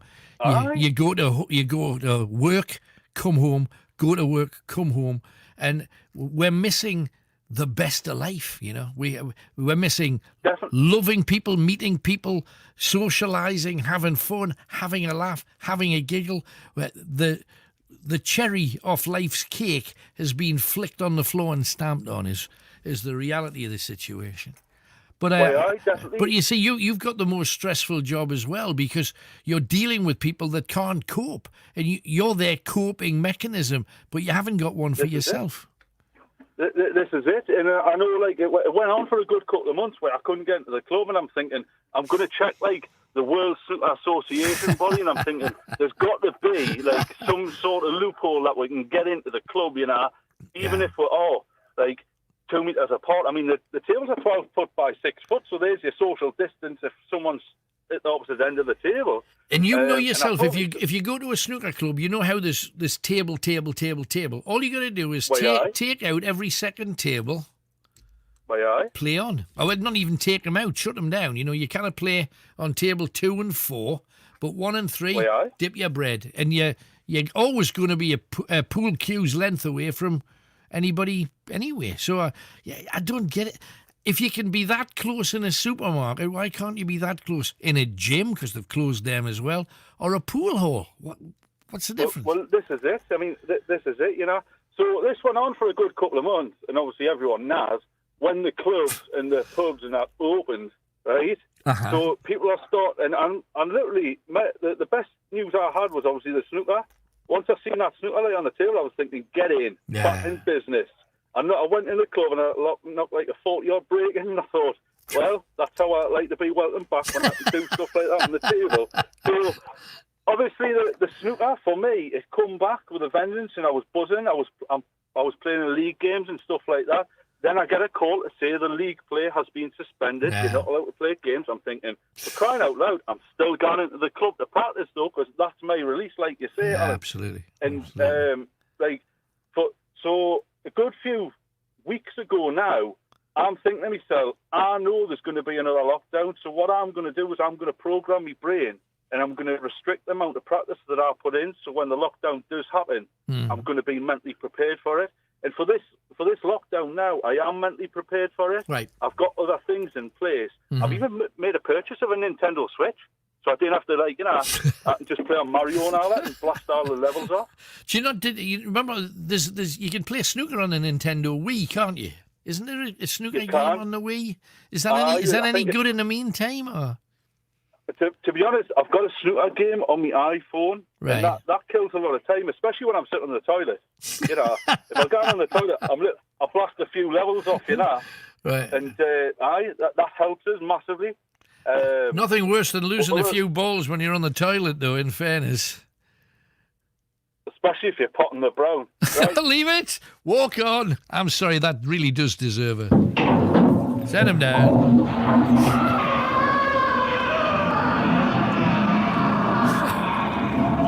When you're potting the brown. Oh, dear. Well, he's got to take a break. Another snooker expression. And while the rest of us are getting to the end of the queue. 0191 488 3188. Whatever you want to talk about. Why is it we always end up at the toilet? We just do. This is coming from Santa Claus. Got a message from the real Santa. Incidentally, if you want a message delivered to your little ones from the real Santa, the real Santa has just sent me this, and you can catch him on Facebook at UK Santa is Real. Okay, on Facebook /UK Santa is Real, if you want to get in touch with the real Santa. And he says, Alan, Fenwick's virtual window is very good indeed, but the little bit beforehand showing Santa with the face screen on and elves running through the store with gifts was a little upsetting. I've said this before, and I'll say it to all. Kids are not silly these days. Santa cannot have a fake beard. There's a lot of very good fake beards, so if you can't get the Santa, make sure his beard looks as real as possible. I'm still doing live video calls for a small donation, and hopefully we'll be able to do window visits. Can you imagine the real Santa coming to your house outside the window while your kids are in, maybe on Christmas Eve? Could you imagine how cool that is? He says, I'm still doing live video calls. I'll be doing window visits in accordance with government guidelines. We need to keep the Christmas magic going. So I say, get the tree up, get the tunes on, and let's get smiles on people's chops. I love the Christmas game of how long into December you can go before hearing Last Christmas by Wham. I hate that song. Anyway, keep up the great work you do, and hopefully everybody can stay safe and well. The real Santa sent that. Yes, see, we got all the celebs coming into this show, where the stars come out at night. 0191 488 3188. Who else is out there looking for a chat. And then I've got a piece of music you'll just love. However, it is next. It's our Julie in Darlington. Hello, Julie. Hi, Alan. Hello. I'm very well, thank you. What's you talking about? I haven't really got anything exciting to talk about tonight. Nothing tops the UFO, does it really? No, there you go. Everything else is totally boring in comparison. Unless you've had a good solid probing, we'll have to leave that. But I gather there's something you've been doing during lockdown that you normally wouldn't be doing. What was that then? Well, I don't know, nothing exciting, as I say. I just really had a great, good old clear out, all the junk, 10 charity bags and... Wow, 10 charity bags? Hell's 10 more, really. I have a lot of junk. I'm trying to change my ways, but I have been, a bit of a hoarder of stuff. This is the thing, but how do you know that because hoarders, purely by their nature, they're not sure whether they'll ever... I'll just put that away in case I need it again. So how do you know you've come to the end of its usefulness, whatever it is? I just sniffed some peppermint, because peppermint gives you motivation. Yes. And I just I gave us the motivation. That's the incident I was telling you about where I was thinking this stuff works, and I was just ruthless, and I mean that's not like me at all. Well, no, but you're right about the peppermint. The only thing that I had, the only thing that I did, I sniffed some mothballs. Ah. And that motivated me. It didn't do much for the moth, but it certainly motivated me. And but yes, you're quite right about peppermint, though. It's supposed to. Have you tried kick it? you off? Yes, I have. Peppermint oil. It's peppermint oil that's supposed to do it, and you can put a little bit on your wrist, and if you're feeling kind of dowdy and you cannot be bothered, you're supposed to go. I have to clean the garage. Now is my moment. That kind of thing. Yeah, it works. It doesn't work every time. Don't get me wrong. It worked for us this time. Great. Yeah, good old clean of the house as well. Obviously, COVID, so you're throwing the bleach around, aren't you? Terrified. Wait, I must admit, have I enjoyed the bleach around? I've cleaned up more than I've ever cleaned up in my life, because usually for 5 or 6 days a week I've been working, and I traditionally left the house at 11 in the morning. I got back at 3 o'clock in the morning, and I slept a bit in between. So not having to do that, I'm looking around saying, I'll polish that, I'll clean that, I'll hoover this, I'll move that. I'm going to move it back tomorrow. It didn't work where I moved it. You're doing just a lot of stuff that you would never normally do. I'm going to make a pie. Never made a pie in my life. Going to make a pie.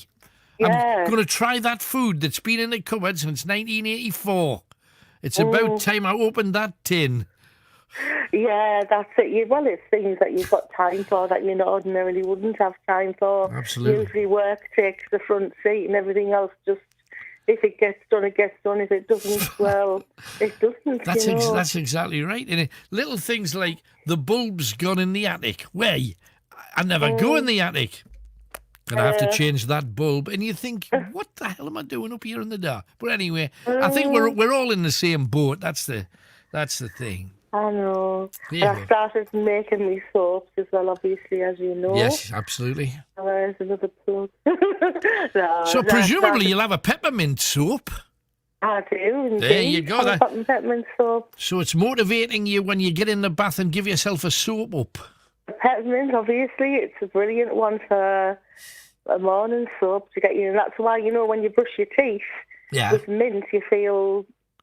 fresher. Better. So come on, if you're an expert on all of these different flavours and what have you, which is the most romantic one? Because it's coming up to Christmas, and people will like to think they're going to be lucky round about Christmas.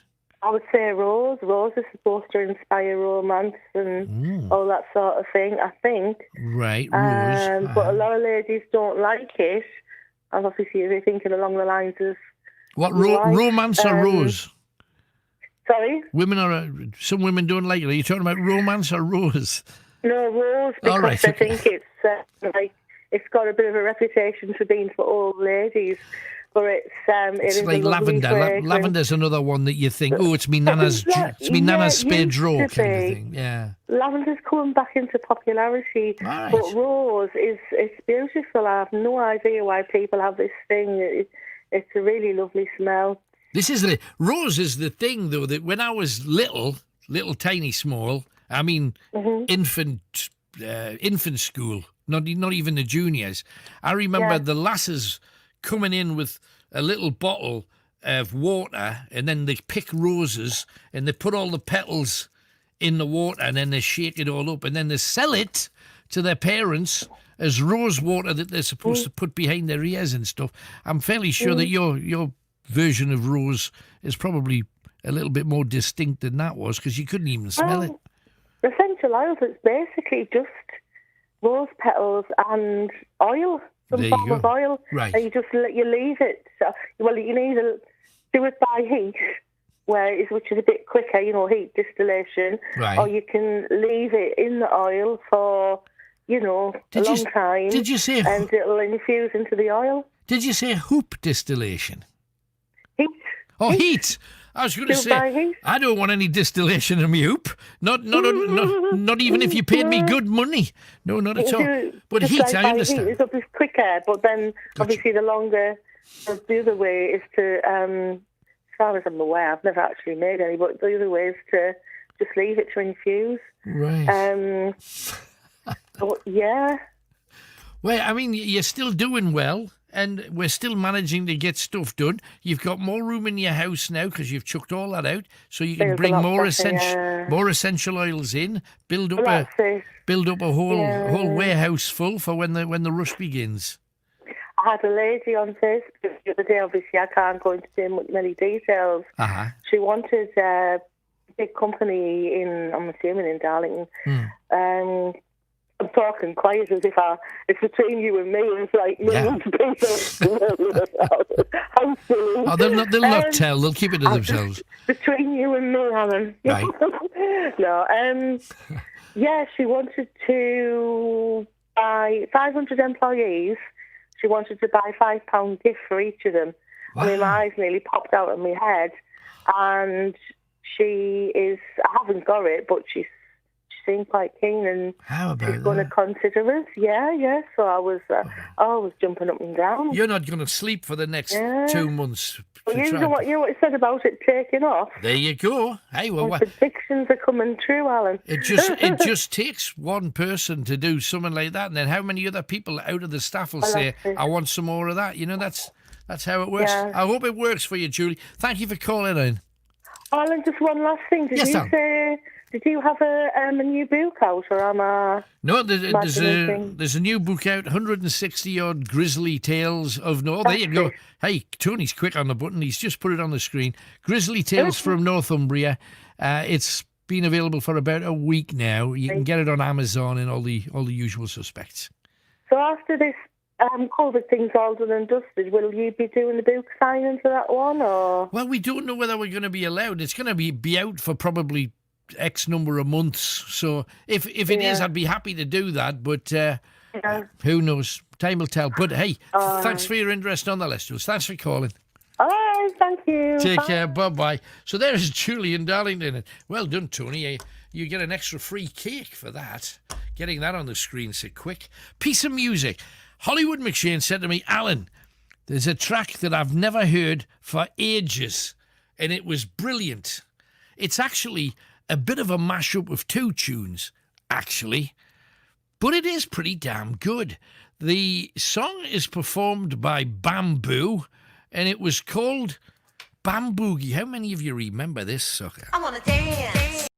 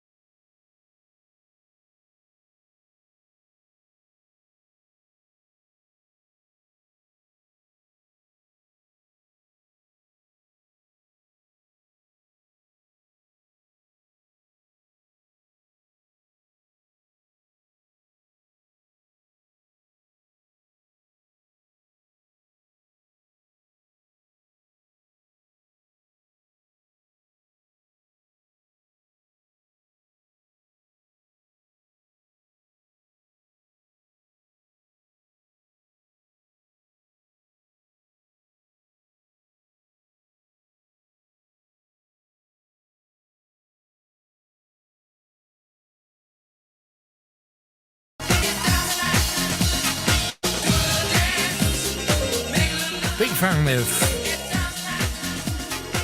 KC and the Sunshine Band anyway. Bamboogie. And Tim says, Alan, you could be a DJ. Never. Broadcaster, if you don't mind. I absolutely love Bamboogie by Bamboo. There you go. Well, you've got it just for you, Timbo. Right. And we're going to be talking to All Saints before the night is out. And I've got that amazing clip from World War II that you must not miss. I just hope I remember to play the damn thing now that I've built it up so highly. I'm going to give you a third clue in precisely 25 minutes or so, but let's get as many calls on air as we can. Got a big queue, had a big queue since the beginning of the show. Keep them coming. We have Michael next from Newcastle upon the Tyne. Hello, Michael. Hi, Alan. How are you doing? You okay? I'm fine, thank you kindly. What subject are you going to dive into tonight then, Michael? Well, a bit of both. My second call tonight, so it's great to speak to you again. I've had to build up the courage again. You've moved from semi-professional to professional now. It's all good. Well, getting there. This time next week, I'll be sitting next to you. Yay! So, what about then? Well, I mean, you were talking about things that you've done in lockdown that you would normally do. And I have to say, I'm not the sort of person that goes on a massive cleaning frenzy, I have to say, but there's been a tiny bit of cleaning done, more so in the first lockdown. I have to say, I managed to clean my toaster so good. My other half was really impressed in such a way as I'd broke it by cleaning it. So it's a clean, broken toaster, so I don't know what you do with that. But, yeah, the thing with toasters, nobody ever gets the old crumbs out. Not as far as I know. They're there forever. And oh my goodness! Yeah, it's one of those great unspoken things that everybody says. Well, you polish the outside. Don't even think about going in. As soon as you go in, you knock your toaster like you've just discovered. But it's the first and last time you'll ever do it. So it certainly will be. There you go. I mean, it was a 4 toaster, now it's a 2 toaster. So, one of the benefits of not having company around now is we can still make toast for 2 of us. But I've got a week off next week, and it's one of those things now you start thinking, what am I going to be doing, I'm a week off, and you start looking at those horrible jobs like, I think I'll pair me socks up.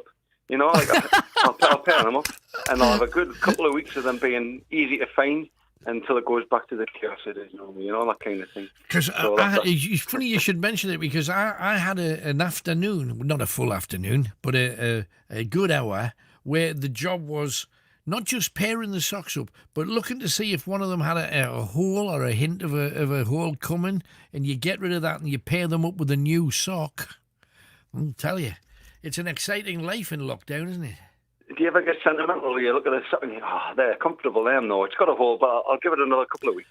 And you do that thing where you move where the heel is, so that you move the hole to like the third toe instead of the main toe. Yeah, I tell you, we've learned all of these tricks in lockdown that we 9 times out of 10 we'd not even have noticed. It's just in your shoe. Get on with it. You got to go to work or whatever.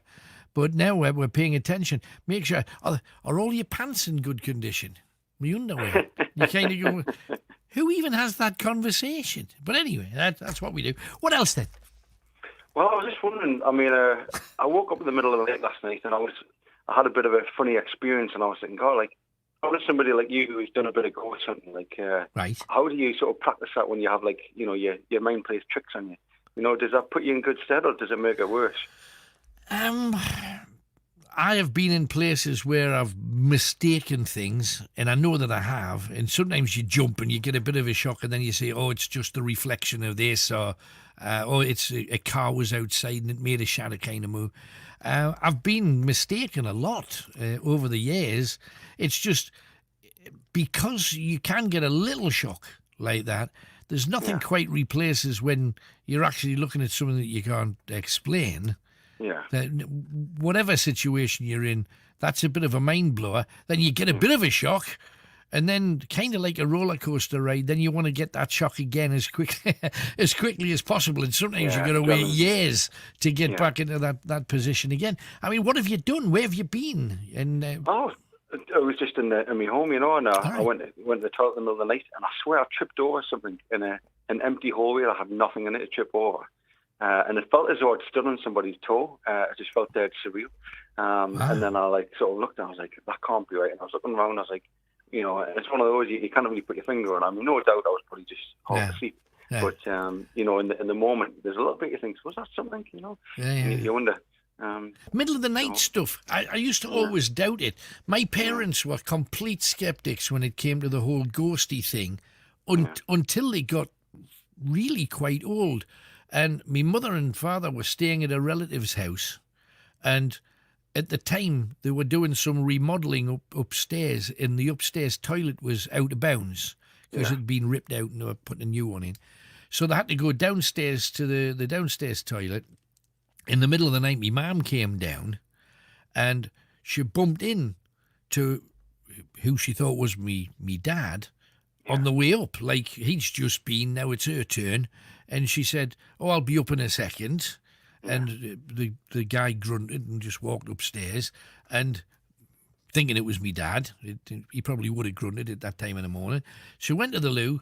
She came back upstairs, and he'd never been out of bed, and there was nobody else in the house. And from that day on, she said it could only have been a ghost because there's nobody else in the house. When I got upstairs, he was spark out. He hadn't been up. There was no question that he was still asleep. So who was that she passed on the stairs? So when people say it's just my house, so there's no chance of me seeing a ghost, there absolutely is. There's as much chance of you seeing one there as there is probably at most castles, stately homes, because stuff's happened on the land that we're living on. And it doesn't have to be happening since you got the property or rented the flat or bought the house. There's stuff gone on here. We're blood-soaked land that we're based on, and we've got amazing stains on parts of it that you see stuff and feel stuff. But that standing on the toe, that's quite cool, because I would imagine when you got back to bed, that's a good 40 minutes before you can sleep thinking about that sucker. Oh, at least you know, you look at the clock a few times, I tell you. But listen out for every kind of squeak and squawk. But it got me thinking, you know, someone like you who's been in spooky places, you know, if you're in your home, does it happen to you? Do you still get spooked out in your own home, you know, like when things like that? Yeah, I mentioned this the other week on the show, that I was talking to somebody on the phone and I heard a huge crash, like literally as loud as a car going through your wall. And I thought somebody or something, a crane had fallen or something, and I was expecting to walk into a room and see rubble. And there wasn't anything in any room. I walked around the outside of the property. There was nothing. And yet inside the house, it was an explosion that was so loud, the person on the other end of the phone heard it and said, "What the hell was that? What's happened?" And they thought it was like a gas explosion or something. It was that loud. What the hell does that? It's crazy. It is madness. And again, you say, if I'd been in the house and just heard that myself, I would have questioned my own sanity, because the house is, you know, there was nothing out of place. But fortunately, somebody else heard it. But there's a lot of people that have said they've had that kind of experience. Oh, cool. What else then? Well, I mean, I couldn't come on without talking about the glorious chord. You know, I'm sick of talking about it really, but you know, just to sort of have my sort of say on it. Like, do you think you know, when is this going to end? You know, if we keep going on with the way we're handling this, which is essentially when the numbers go high, then we hide away. You know, at what point does that become, you know, it's not working and we need to do something else? You know, are we going to be here in 2 years' time, 3 years? Are we going to keep doing this every time? You know. Well, yeah, I worry about normal, because I hate people. It's like somebody earlier said, I think it was Tracy. She said, I hate the old idea that normal is going to be back again. I want normal back. I want people going to gigs and football matches. I want people to be cuddling each other and holding hands and kissing even. My goodness, can you believe it? All those kind of things.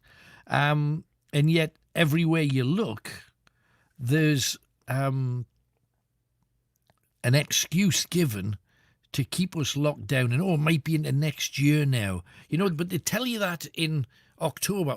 It might be all the way to March. Now, they've got no idea what's going to happen next week. How can they say that? Or what do they know? You know, I just have so many questions of massive doubt. And that being the case, I wouldn't put anything past this lot. Do I trust it? No. Do I believe them? No. Do I think it's all about something else? Absolutely. But the only thing that I will say that gives this precedence maybe over other things, because if you think about it, we didn't do this during the war. We didn't hide. We didn't lock ourselves away. During the war, we didn't do this. Yeah. You know, we stood up and we were proud and we fought back. But we've surrendered to this virus too easy, and yet the whole world has. So, okay, if it's some kind of plot by the British government, America wouldn't have done it, and certainly France wouldn't have done it, because they protest there. You know, even if they just spell a word wrong, the government, they're out on the streets. So, why is the whole world doing this, and what are they getting out of it? It makes you wonder. It really does. I mean, like you said, it would take a great amount of coordination and organisation between all these countries if it was a universal plot. But you know, there has to be something more than meets the eye for something that's causing. You know, for the figures there, and God bless the souls that have lost their lives. I'm not absolutely. I've spoken to people in my job that have had it, and I've heard some harrowing tales, and I've heard people that have had it, and it's just been like a bad flu.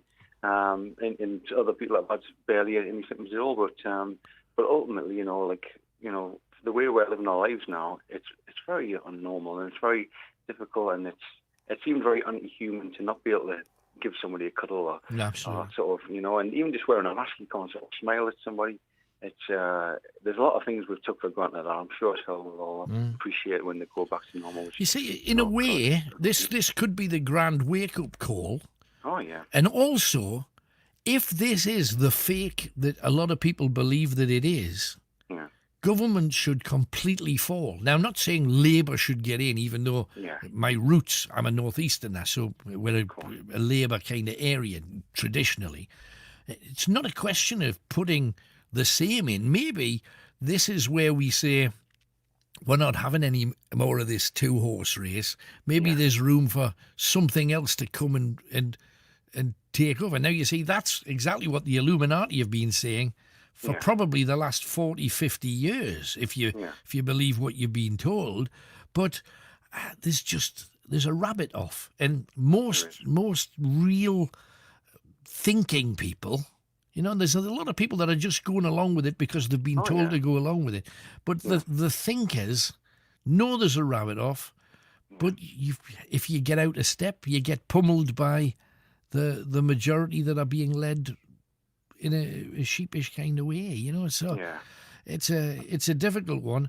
I just hope and pray that we get to a point where we can.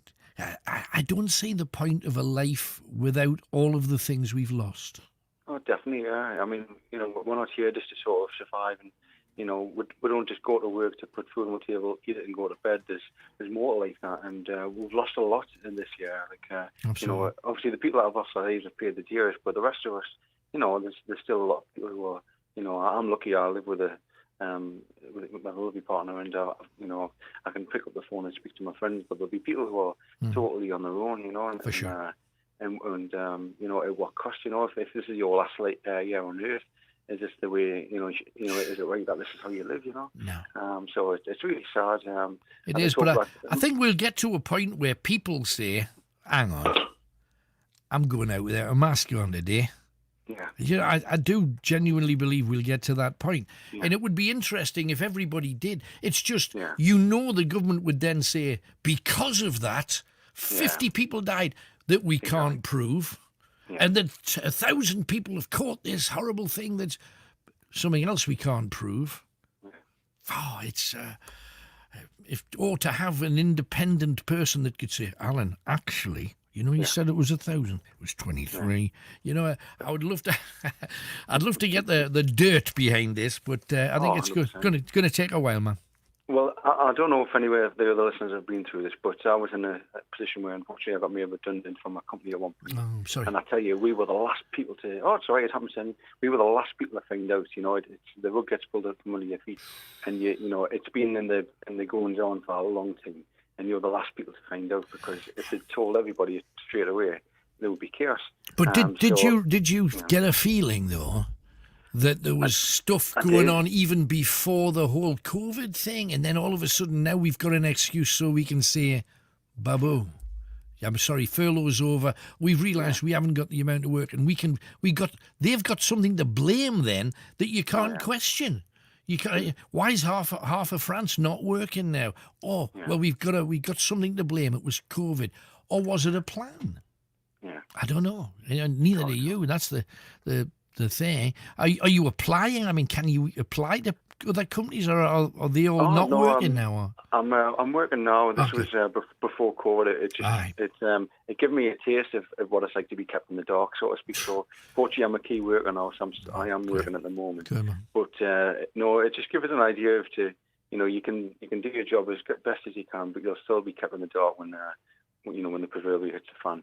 Sometimes. So I was arrogant enough to think that being the most listened to thing on the radio that I was safe, and I was taught a very, very sad and frightening lesson. And there's an awful lot of other people that thought, I'm in this job for life, I've heard people say. And all of a sudden that company's gone to the wall because it was an independent, it was a small business. And how many small businesses have bit the dust? It's awful. It's terrifying. People have had the get up and go to go and make something, take a chance, they haven't went the safe journey and then they've been, successful, and now it's gone. It's sad, but that's not good. I would say must move on though, Michael. But thank you for no problem. Thank you very much for having me call, and stay safe, all right? Bless you, man. Thanks again. Sorry to move you on. I've just got Hollywood McShane standing beside me, pointing at the commercials because I have to do this.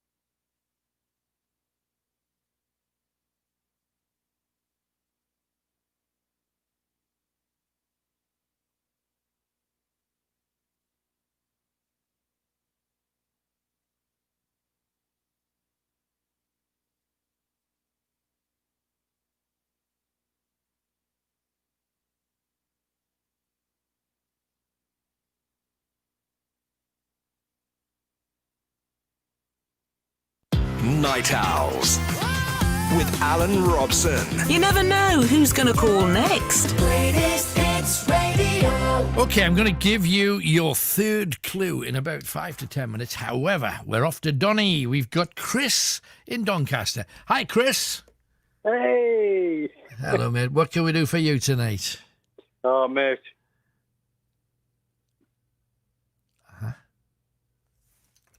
Yes?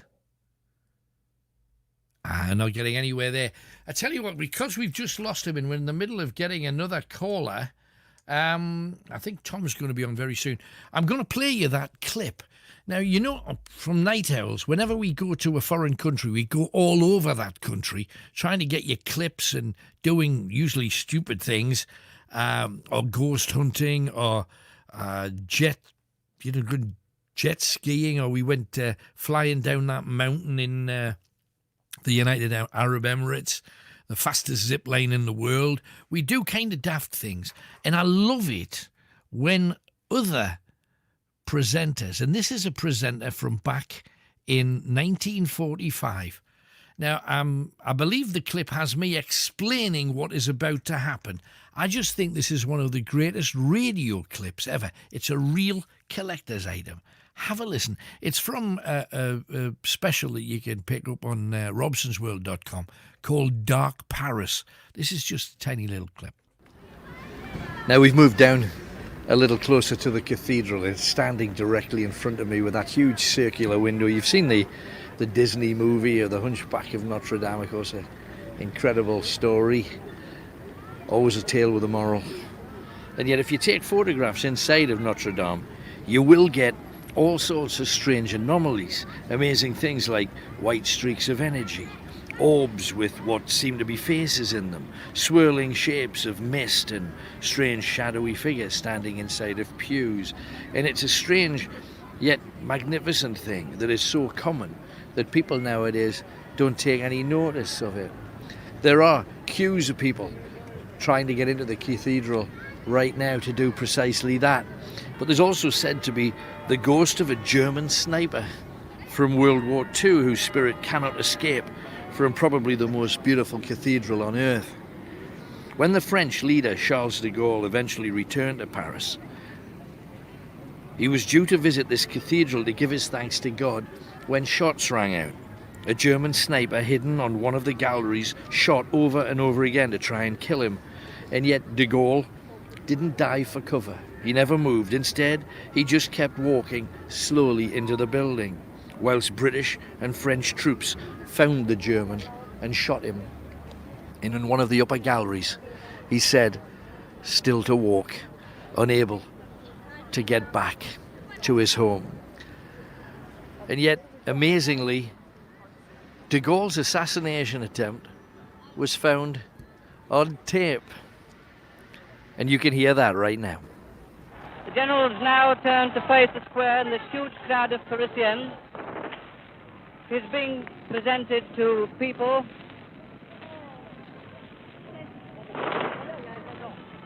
He's being received. He's being received.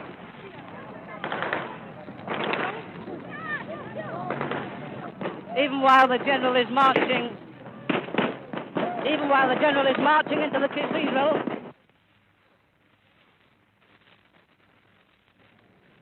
Well, that was one of the most dramatic scenes I've ever seen.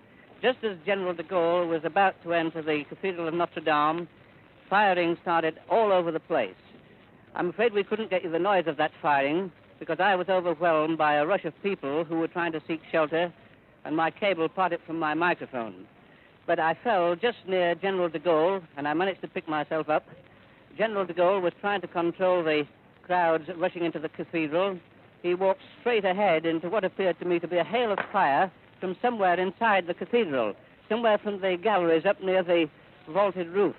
But he went straight ahead without hesitation, his shoulders flung back, and walked right down the central aisle, even while the bullets were pouring around him. How about that? How incredible was that bit of footage? Amazing. You hear the guy shooting at him, and then the guy's microphone comes out, and I've been in situations not remotely as dangerous as that, where the mic comes out and the very thing that you want to capture is by the time you plug the damn thing in. It was just, I think, a classic bit of reporting, and I hope you enjoyed it. With Remembrance, it's one of the things that you'd never hear anywhere else on Remembrance Sunday, so I thought we'd do that for you. Chris from Doncaster, was there. He's back. Hopefully we can have a word with him. You were saying, Chris, and then you disappeared, mate. Yeah, sorry. That's all right. Wi-Fi issues. No worries. So what can we do for you, mate? Well, to be honest, it's been, everyone's got their problems through lockdown and everything else. I lost my job in June. Right. Yeah. And I was on air last week with Ty, bigging Ty up and doing his kind thing. Mm-hmm. But yeah, it's literally, we're kind of a month into being homeless. So where are you staying at night time? Well, we rent a house. I've got a car and tick and all that kind of stuff. Yeah. You get your credit card who's maxed out, and there's no help. Absolutely no help. Are you signing on? No. Why? No. Well, the thing is, I couldn't do furlough. Furlough didn't cover the bills, so I thought, great thing. I don't want somebody who's got a company who's going to give me work to, But when? January. Oh, hell's teeth, man. Yeah, that's 2 months you got to go. You not got any family that can help you in the short term? Just give you a couch to keep on. Yeah, I do. But, my mum and dad, they've been in lockdown, proper lockdown. Mm-hmm. Mum had a stroke. She's 86 last year. And, we don't go there. Yeah, but they're the kind of people, I'm sure, that would have you in a shot. And to be honest, you might be able to do them a bit of good. You do the running about for them that they can't do for themselves. This might be a time to be with the family and help each other out. And then when you get out the other side and you get your job, you can try and get back to whatever normal's going to be in January. Yeah, to be true. Is it just pride stopping you doing that? No, not at all. And being on here tonight and, telling you and hundreds of viewers, I've been a director in a business and earn a good salary, and all of a sudden it stops. Yeah. And, you furlough, boom, there you go. You're one of many, mate. And that situation's not unknown to me. And you think that because you're in the position that you are, that nothing and nobody can touch you, and then you realise that not only can they touch you, they can stick your head in the clots, and that seems to be what's happened to you. It's just you could have 7 weeks. This is just we're talking to January. You can have 7 weeks of misery, or you could go back and have a little bit of normality and warmth and a proper bed, to sleep in, or you can do the dance that you seem to be in the middle of. And I'm sure your parents would want to give you whatever help they can. There was. I've got no doubt. They're, nearly 90-year-old. They've done great. All their life they've done great. Mm-hmm. But he's my son. He's out there on social media and through me, but he's got so many people, big teams, big race teams. They're gonna send him a little bit of stuff through Christmas because I told him Christmas was cancelled. Yeah, but you see, it doesn't have to be. It doesn't have to be. You have access to people that could make it come alive for everybody. And I know that they're of an age, but it doesn't change how much they love you and how much they love the family. And they want everything to... We're talking about a kickstart for 7 weeks. Now, in the grand scheme of things, How long were you with your family before you left home? 16 years. They could probably cope with 7 weeks, you know. Yeah, but been out of work since June, so everything I've saved up for time or so. Yeah, no, I understand. It's gone. Everything. Yeah, but why aren't you signing on and getting whatever little amount they're prepared to give you? You've been out long enough. You should have been claiming for every one of those weeks. Well, I started up my own little business, my own company.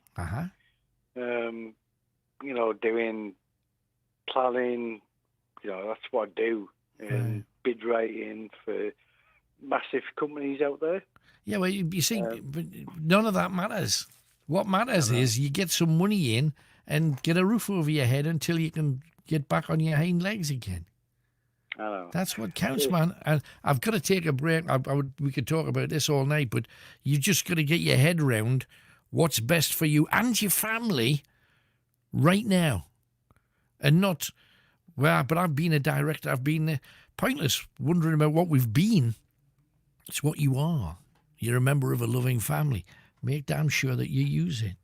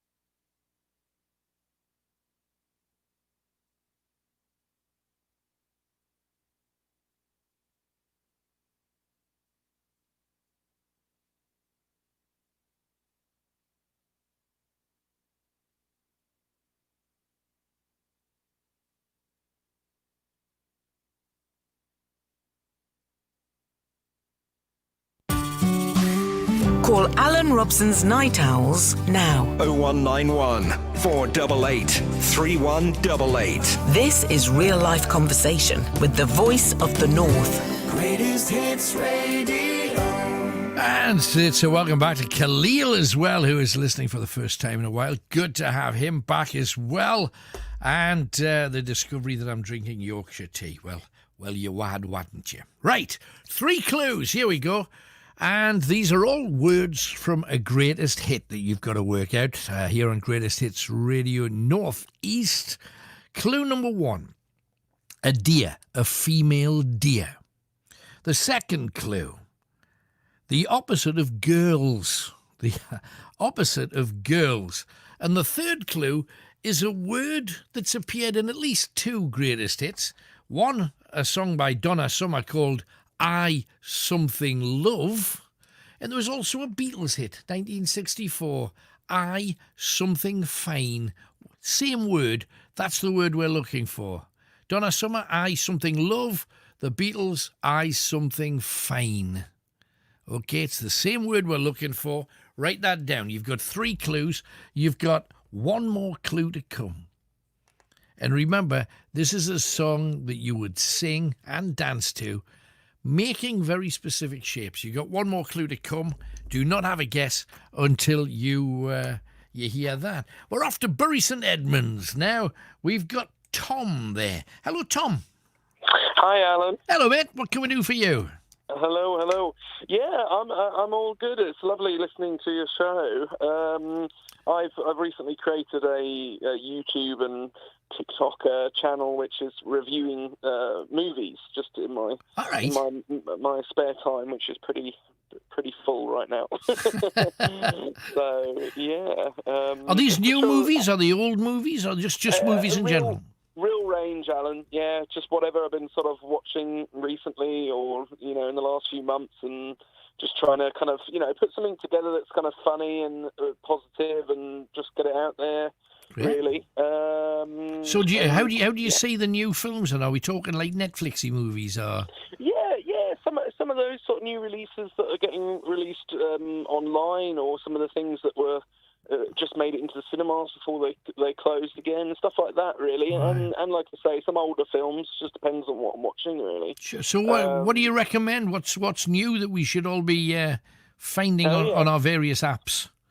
Right. Ooh, what did I watch recently? There's a brilliant film which I believe you can rent it on Prime right now, on Amazon Prime. That's The King of Staten Island, right? Which is a really fun sort of comedy drama about a boy who's kind of in his mid-20s and he's unemployed and lost and doesn't know what to do with himself, and it's all about him kind of getting his life together, really. It's Judd Apatow who's a big comedy director, and it's a fantastic film, and it's partly based on real life for the main actor who lost his dad. He was a firefighter. He lost his dad when he was very young. Wow. Sort of threw his life off course, really. Yeah. Sounds decent. Yeah, that's definitely a good one. There's a horror on Netflix called His House, which is a very interesting horror about 2 asylum seekers who lost their daughter trying to get over to England. Right. And it's all about their kind of grief haunting them in their new house in London. That they've been given by the local council there for a sort of temporary amount of time, and they're kind of suffering obviously a lot from their grief. It's very raw, but it's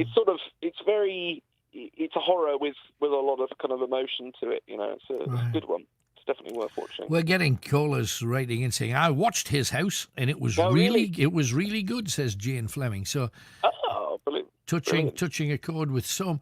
And again, so how can people have a look at this if they wanted to check you out then, Tom?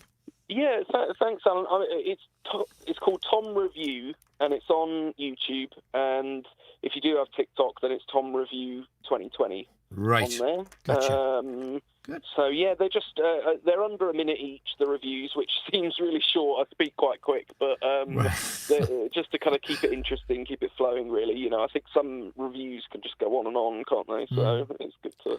No, short and sharp just works for most of us. That's good, Tom. Anything else we can do for you while you're on? No, I'm great, Alan. I just, I really, obviously I could listen in a bit to your last call, and I just think it's very touching, both from both ends, and it's such a hard time for people right now, and that's partly what I'm saying with what I'm trying to do there. Really, is just kind of get a bit of fun stuff out from small end of the world and get it out there and just kind of make as much of a hard time, isn't it? So, it is, absolutely. Tom Review, if people want to have a check. Tom, thanks again, man. Stay well. Thank you, Alan. Bye-bye. There you go. And Tom, with his new reviewy channel, we hope he does well with that. A lot of people setting up that kind of thing. Malcolm is with us. He is in Otterburn. Hello, Malcolm. Hello. Hello there. Good to hear from you again. It's a little while since I spoke to you. It is? What are you on about now? Right. Northern. Back on the snooker lark again. All right. There's a Judd Trump. Uh-huh. Trump in the snooker world. There is, that's true. I don't think he's related, though, is he? No, he was playing last night. He got knocked out. All right. Uh-huh. So he's nothing to do with his America stuff. Mm. But he is a Trump, like. Right. So I've been watching it all this last week where I've been in this lockdown. Uh-huh. Because there's been a contest on this last week. Yeah. So, and he was playing last night, like, so. Right. Now then, this COVID. Yeah. You know this new COVID app? Uh-huh. Now, I've just noticed I've got a number one beside this new COVID app. Right. What does that mean, do you think? I don't know. Right. No, I've got a number one beside it and I've been nowhere and I've Right. just wondering what it means.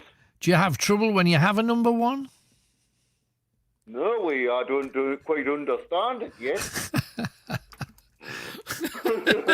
But I've got a number one beside it, so nobody knows what it means. I don't know what it means either. Maybe as soon as the COVID's all over, because you're number one, do you think you might be in the top 1% of the population? The people that they want to keep alive? I don't know. Or do you think number one means you're the first one they want shot of? I don't know. Ah. I've just noticed this last week I've got a number one beside it. Right. And I'm just wondering what it all means. So if anybody can guess, and we're going to get some chillers here, mate, but what does the number one mean? I've got diabetes type 1, like, so there you go.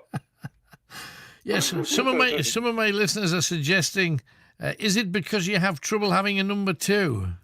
I don't know. I've only once used it. Right. So what did you use it for? It was going to the barber bus that was based in Hexham. Right. And that's when you used it, but you've not used it. Or maybe you used the barber and you've only used it once, so you've got number one.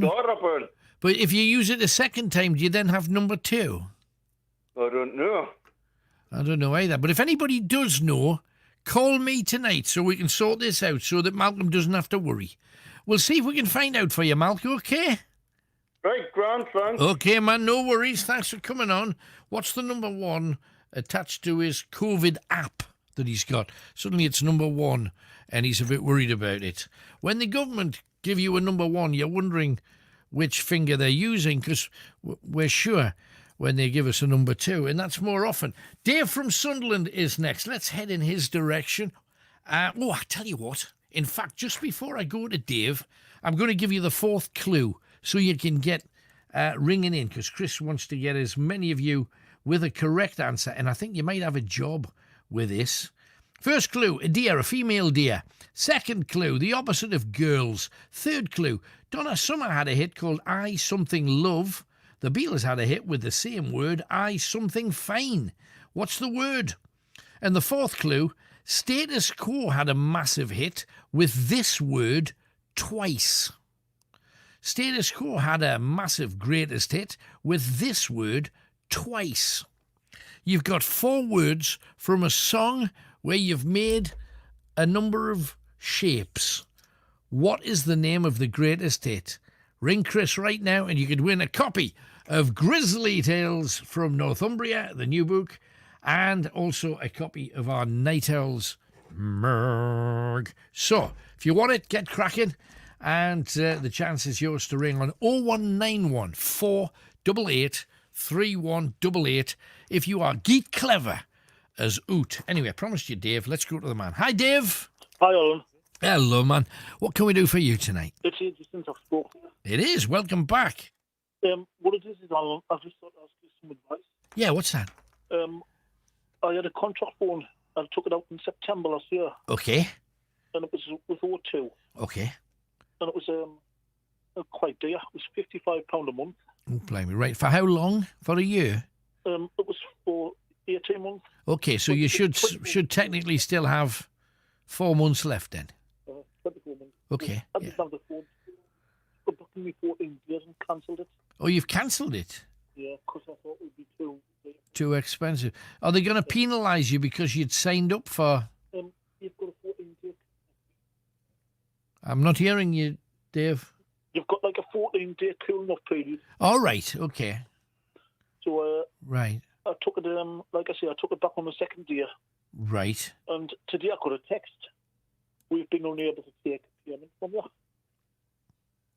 So, but you've cancelled it because you don't want them to take a payment from you. Yeah, exactly. So that's good. I cancelled it with my bank in the beginning. So did you send them a message back saying, well, that's because I've cancelled the order? Yeah, I actually phoned them up today. Ah, that's good. Good. Right. I said, well, I cancelled it. I cancelled it altogether.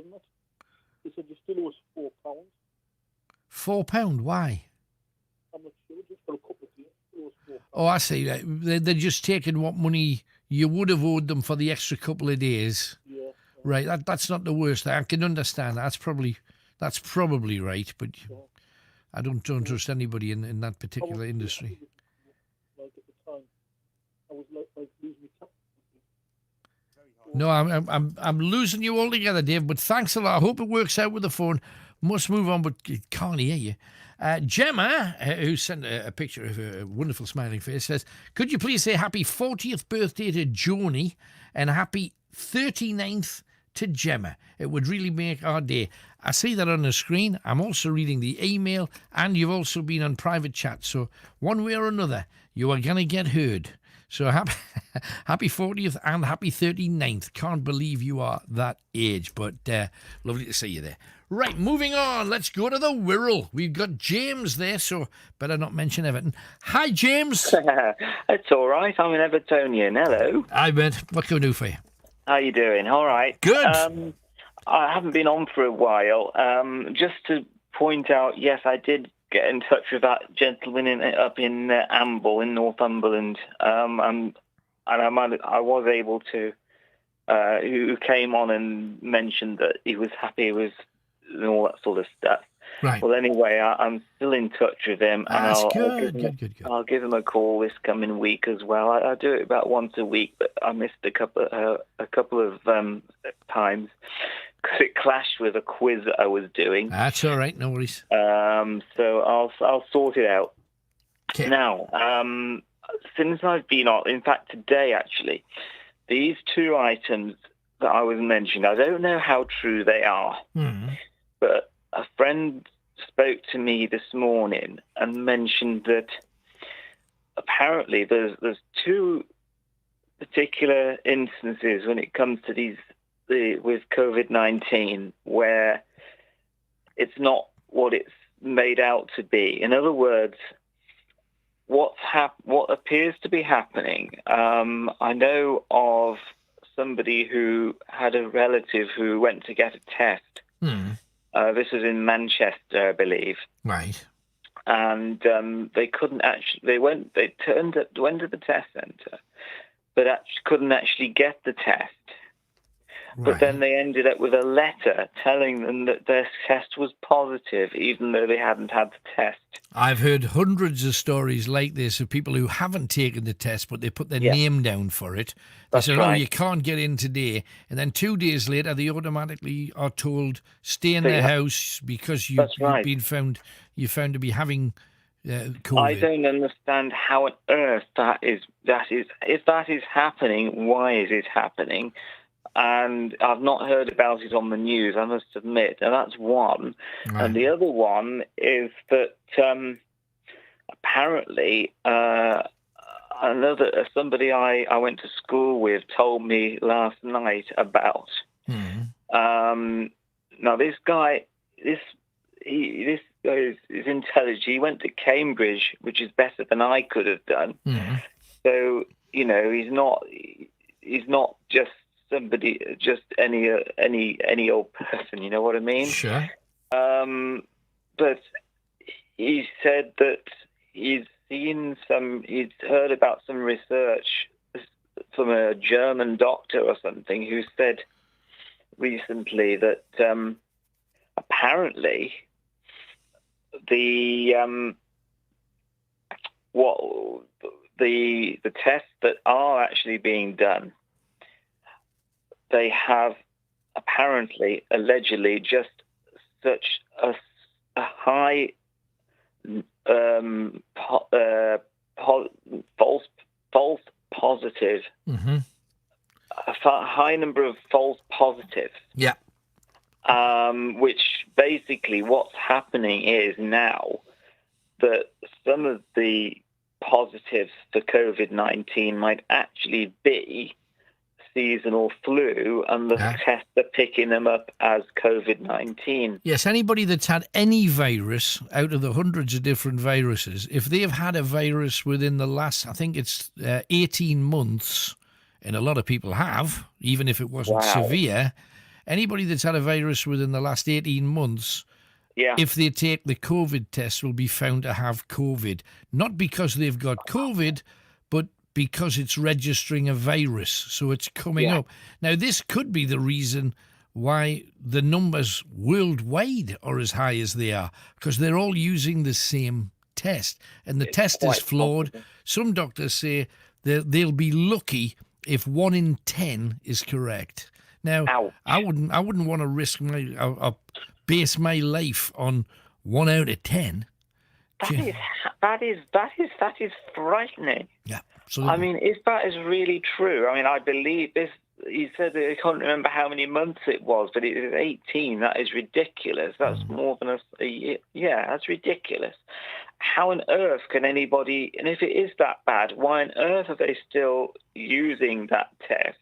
And why are they having so much faith in it and telling people they have to do and putting it into law if it can't be proved? If it was correct, fair enough.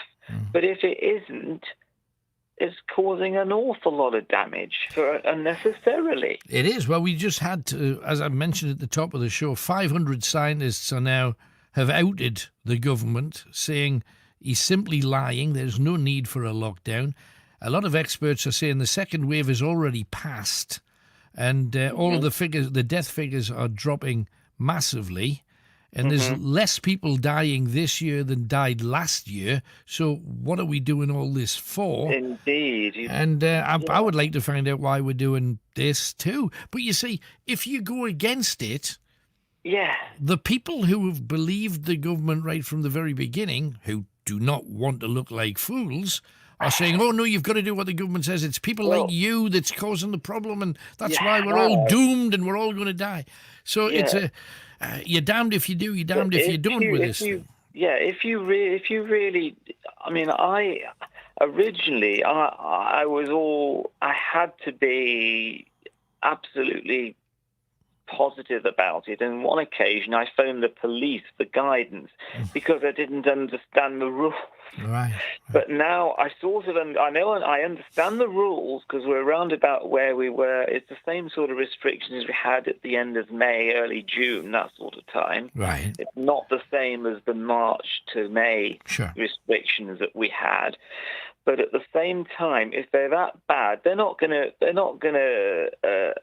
If once it's actually, I'm not saying this is absolutely correct, obviously, because this is what I've been told.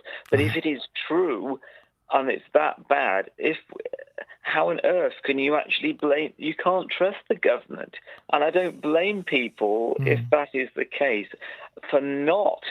But I'm not saying you should be complacent. No, of course not. And obviously, I'm not saying you should ignore it. But I would be very skeptical. I mean, if I got a phone call from somebody saying, oh, you have to isolate because of this, I'm not going to be able to trust the system anymore. I keep a tally of the numbers, yes, but that's the reference. But some of the stuff that's coming up, it just doesn't make sense. No. James, I'm afraid. We should leave it there. Thank you for calling. No problem. Thanks for your views. All the best. Well, can't argue with a lot of that. Jane Fleming's just said, work in a hospital, it's a real eye-opener. Well, it depends which hospital you're in, because last week we had that nurse coming on saying that she was being told to say that people died of COVID when she knew they were not dying of COVID. And she asked, well, why would anybody want to do that? And I asked the same question. I'm not saying it's not a problem. I'm not saying that people have not suffered at the hands of it, and tragically in some cases. But where is the truth and what's it really all about? And we're hearing from foreign countries that even though the death rates are very, very low, the number of people being tested is massive, so the number is increasing across Europe. So where does the truth lie? That is the key right there. Anyway, we have DJ John in Walker, but just before that, on one of the private chat streams, they mentioned the Pingu hotline.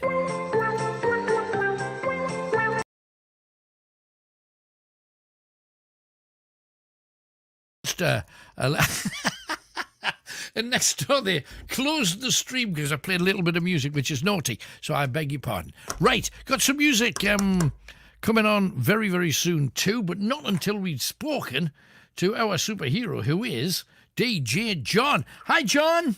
Hi, Alan. How are you keeping? How's Chris Cooten and Tony? All right, and yourself? They're still ugly, but I'm fine. So what can we do for you? Alan, I've come on to make you smile tonight. It's been a heavy show, so I've come on to have a little bit of a laugh tonight. Please do. What dog does tricks? What dog does tricks? What dog does tricks? I don't know. What dog does tricks? An abracadabrador. Hey! I've got another one for you, Alan. Come on, a weather joke. A weatherman threw some fog at a wall, but he missed. Hey! Very good. But a footballer wears 3 hats. He runs up to the goalpost and he gets a hat-trick. Oh, yes. See, you're on fire tonight, John. But Alan, I've come on to have you make a smile, Alan, for you for tonight. Make your job a little bit easier. I'm glad you did. Thank you, DJ John. Thank you, Alan. Thank you very much. Thanks, man. Bye-bye. Bye-bye. Bye-bye. There you go. Superhero he is. Now, we are going to take another break in a second. But first things first. Classic bit of music, massive #1 hit coming your way. But let's talk to the band first, All Saints. And I can tell you that when we did a big charity show at the arena, this is one of the first massive arena gigs that we put on, about 4th on the bill were the Spice Girls. We had about 10 acts on. And the Spice Girls were brand new. They did Wannabe just before it became a massive hit.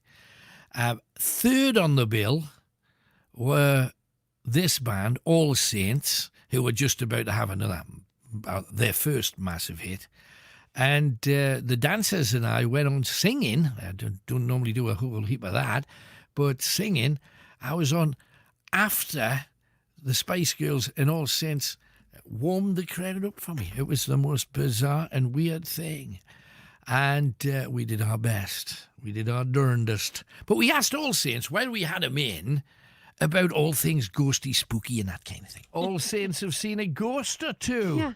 What's your grisly, ghosty experiences then? I remember seeing in the house where I grew up, there was, I remember just casually sitting on the stairs talking to a guy that was dressed as a rockabilly. Yeah. And my mum came out and asked me who I was talking to, and I just pointed to him, but obviously she couldn't see him. She screamed.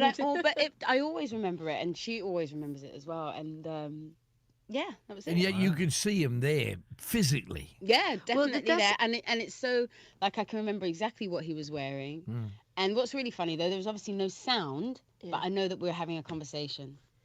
It's so weird, because when I saw what I saw, I was in bed, and the TV had never done this before. You know when it goes all that kind of static? Oh, yeah. And I was like, it woke me up, and I thought, my TV's never done that before. It's either off or on. It's never been like that. So I turned it off, But just before I went to turn it off, I could see at the foot of my bed this figure. And it looked like someone was dressed from like the Henry VIII times, but he had no head. I just saw the hair on his chest, and I suddenly went, "Oh my God, that wasn't real. That can't be real because I'm at home and this is not real." Then all of a sudden, it was next to me, so I put my arm out to touch it, and I couldn't feel it. So I jumped out of my bed. My sister used to live with me, and I ran in and jumped to bed with her and told her that there was a ghost in my room, and there was a ghost, and we were both so scared. Anyway, cut to, I told my parents and everything, and my mum said, "You know, at the very end of your road, there's a sign that says that they used to do beheadings there." Wow. Yeah, next to a really old horse drinking thing. When you get those horse troughs, above that is a plaque. And it says, I was like, oh my God. And then apparently people have said they've seen ghosts on that street and in those houses. And up until then, had you ever seen anything? Anything moving around, any dark shapes or shadows? No, not really. I think I was scared at the moment because I wasn't expecting it. Right. But then I thought, no, I think he was just there because he's allowed to be there. I was going to say he's looking for his head. He's looking for his head. He was off his head. He was in the right house. He wanted to get off his head with me. Great stories. A few